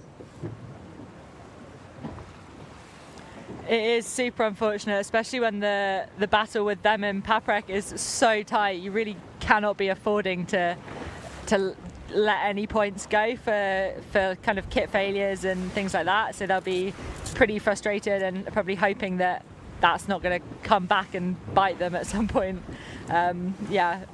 Really tough for them. They're a very, very strong team, very united, and a major failure at the very start of their programme. As soon as they got together, they broke the mast, and they're within minutes of their first training programme. That really bonded the teams from the off. They got a hold of a replacement mast and worked super hard to be ready. They were ready. This happened. They were ready just within days of the start in Saint-Tropez. I think they were 10 days before they were just got everything rigged and got the chance to sail briefly and came out. And they were a team which have always, everybody who's watched the 52 Super Series for years have always considered that Alcedo were a team with huge potential. And even though it's their first year, they're vying for third overall. Anyway, round the top mark, heading for the offset is Sled.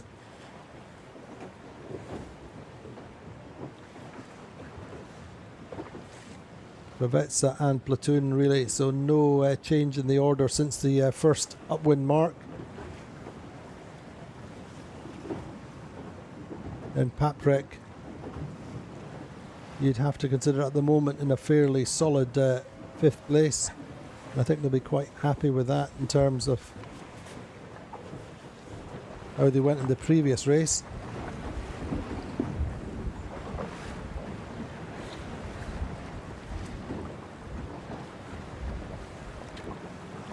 The breeze has eased off, Katie, quite a bit now. It really has, which I'm quite happy about, because otherwise I'd be looking pretty silly after my weather forecast VT this morning. But yeah, it's definitely dropping off a bit.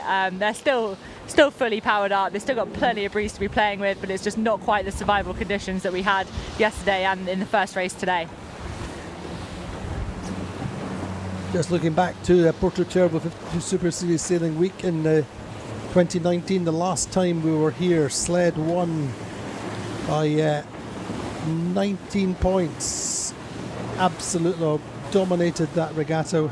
Azura took second and won the 52 Super Series title. But it was an incredible regatta for Sled. They won the first race, went second and sixth and second.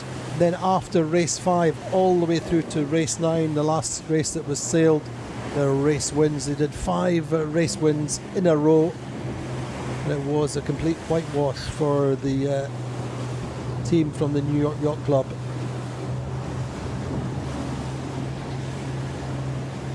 Alpha Plus round in 8th, American Magic in 9th, with Vayu just about overlapped to windward. Behind you can see Teasing Machine just desperately trying to shoot the mark and hold Criolla up.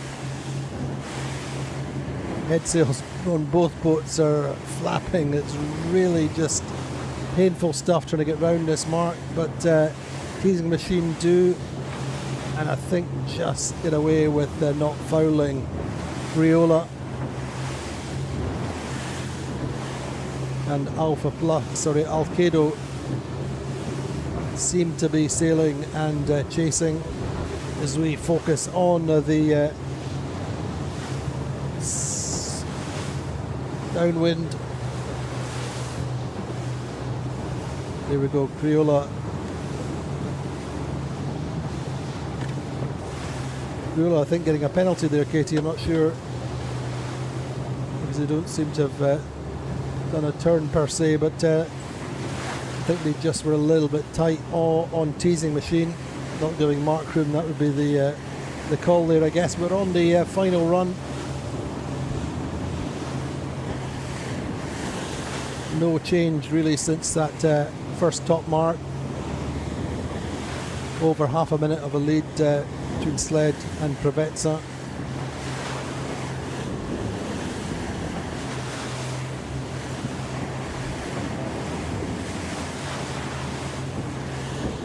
But in the body of the fleet there, just looking where Paprec and Phoenix are seconds in it.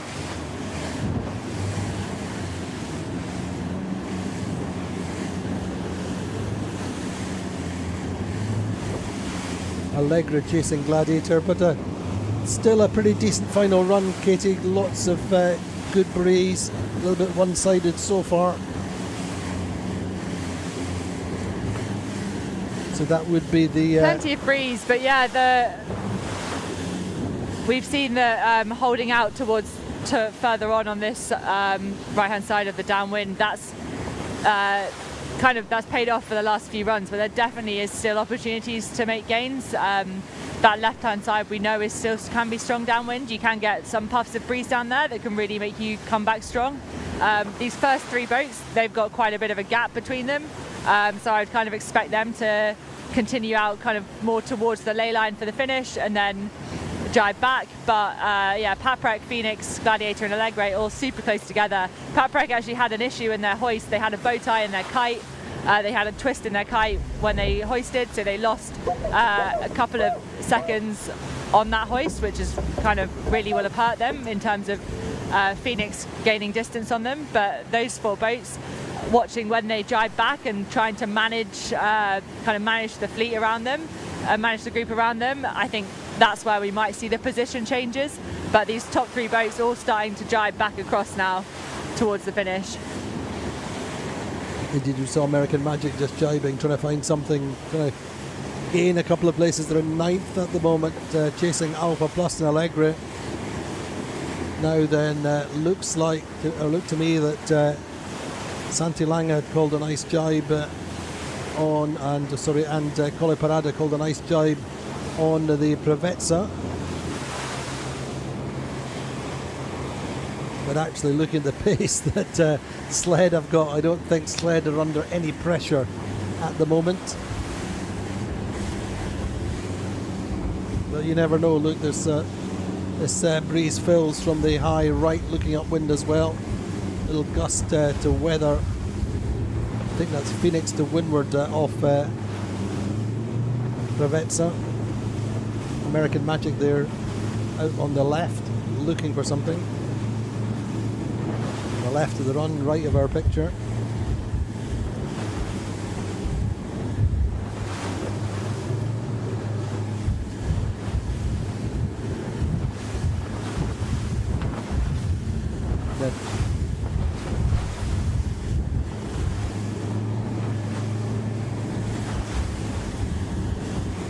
So really nothing in it, no significant gains to Sled. Actually, Prevezza just coming downwind a little bit, but let's look at the Sled lineup just now. Takashi Akura, the owner-driver, Francesco Bruni and Murray Jones, Andrea Vicentini, a really settled afterguard that really knows each other inside out, having sailed together for 2 or 3 years now. Jeremy Lomas on the runners, Simon Johnson, floater, Don Cowie, the main trimmer and project manager, Ryan Godfrey, trimmer, along with Christian Camp, Cian Guilfoyle from Ireland is the grinder, along with Hideki Wakayama, the other grinder, Andrew McCorkadale in the pit, Norio Igai in the mid-bow, and Ivan Poite on the bow. That's the Sled team. They're leading this race and leading the regatta.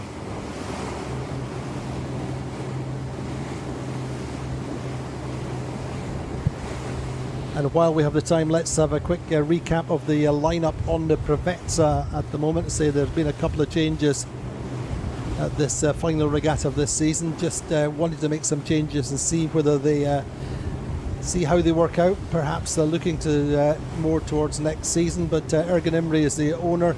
John Cutler is the helmsman. Santi Lange in his he's a strategist.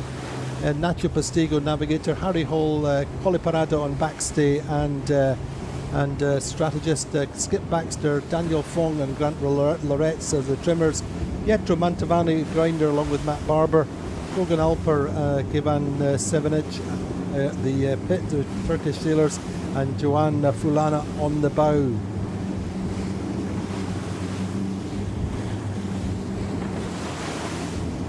So sled heading in towards the finish line.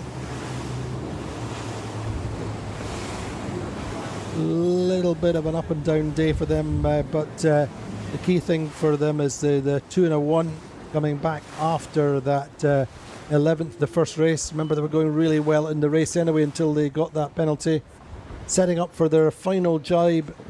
They will lead the regatta as they have done most of the time until yesterday, when the French took over the lead momentarily. But anyway, things looking good for Takashi Okura and his team as they come through the finish line in the next few seconds. Murray Jones just looking back upwind there.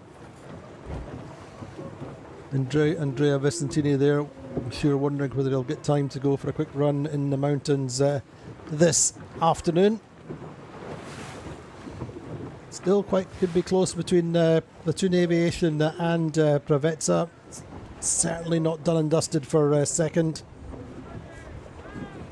I think Pravetsa will just get there. No, it's really, really close. Pravetsa will get there for sure, but it's only by half a boat length. Great recovery from Platoon Aviation, and in a battle for between Paprec seemed a little bit slow. Phoenix quicker and got more breeze. It's going to be very, very even between these two. Platoon Aviation just getting third behind Pravetsa. It's battle for fourth. It's really close. Phoenix jibe.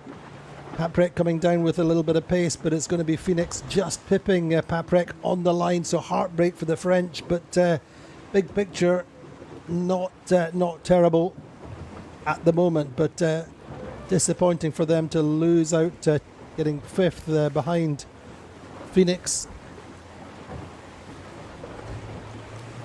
Then it's going to be close between Gladiator and Allegra. Gladiator will just get through, I'm sure. Fairly sure, quite sure, a little bit sure. Actually, yeah, it's only just Gladiator pipping Allegra on the finish line. Alpha Plus coming through. And then, Katie, it's American Magic, isn't it?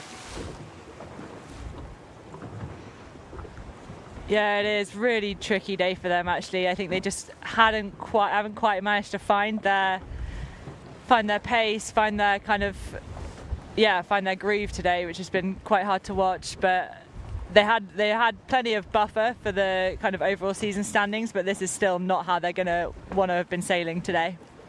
Indeed, I'm sure they'll debrief and be back fighting for tomorrow. Quite sure they'll know or be able to pinpoint exactly what went wrong and when.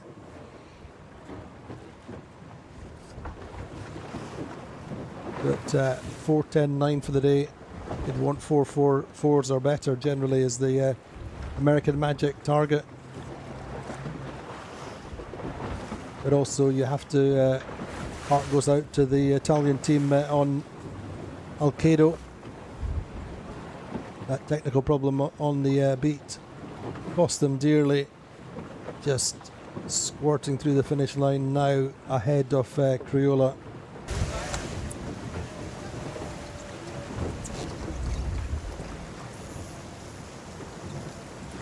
So disappointing 12th place for Alcedo, losing 7 points to the French on Paprec. And of course, big picture, time is running out for the season now. That is race 6 completed. We have potentially four races left of this season, Friday and Saturday.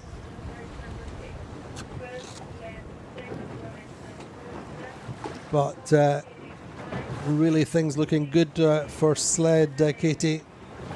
After that, or other than that penalty for them, they've been really impeccable, sailed beautifully, not pushing the envelope too much. And Katie, they clearly have some speed. They definitely have some speed, especially on the upwinds. They just, on the last third of that upwind, they really seem to find another gear. The penalty for them was super uncharacteristic, actually. One of the kind of identifying factors of sled and their racing, I would argue, is how clean they are and how little they kind of get involved in these kind of boat-on-boat scraps, meaning that they get penalties. So that was, I'd say, probably very not like them. But yeah, absolutely found a new gear, or like a completely different gear on the top of that Upwind, and really just kind of ran away with it from there. And good to see Provezza coming away with a second in that race, building confidence in the new team setup for sure. Started well and sailed well, kept it simple, didn't get involved with the private battles, and seemed to have a decent speed, Katie. Yeah, as you say, they kind of started well. They managed to keep it together through the whole race. They can take a lot of confidence from that with the kind of the new setup in their team. And yeah, it's really nice to see them back at the top, and hopefully we'll see more of that tomorrow. Indeed, we can hope for more of that tomorrow. Breeze is going to be lighter, but let's look at the regatta standings. They say race 6 done and dusted is just coming up for 4 o'clock local time here in Porto Cervo. Sled now leading on 21 points, 4 points clear of Phoenix actually. Phoenix had a pretty solid day all in all. 5-1-4 is pretty good for them. Allegra then in third on 28 points. They're 2 points clear of Paprec in 30 points. Provezza 37 points. Platoon Aviation 37.5. Alcedo Vitamina with that 12th, then dropping down to 7th for the moment, 42 points. 43 for American Magic. Criolla 49. That unfortunately that 13th rather put the buffer on what looked to be quite a strong day for the Brazilians. Gladiator and 10th on 50 points, 54 for Alpha Plus, 54 for Vayu, and 72 presently for the French team Teasing Machine. But lots to talk about, lots to think about for tomorrow.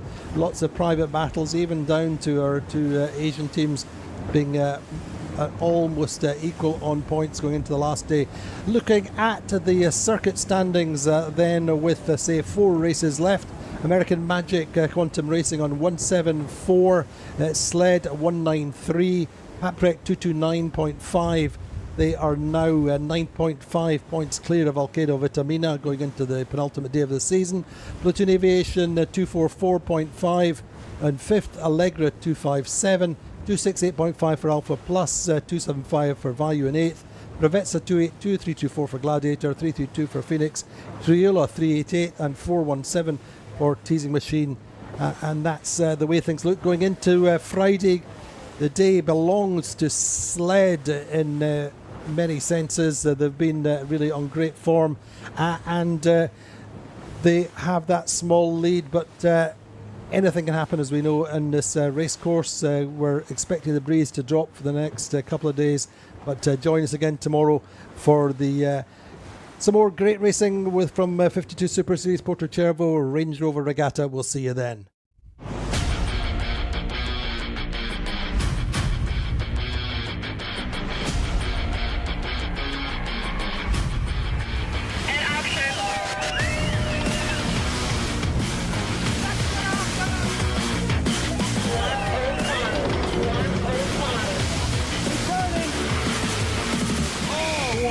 Finish, it could not be closer. It's absolutely insane.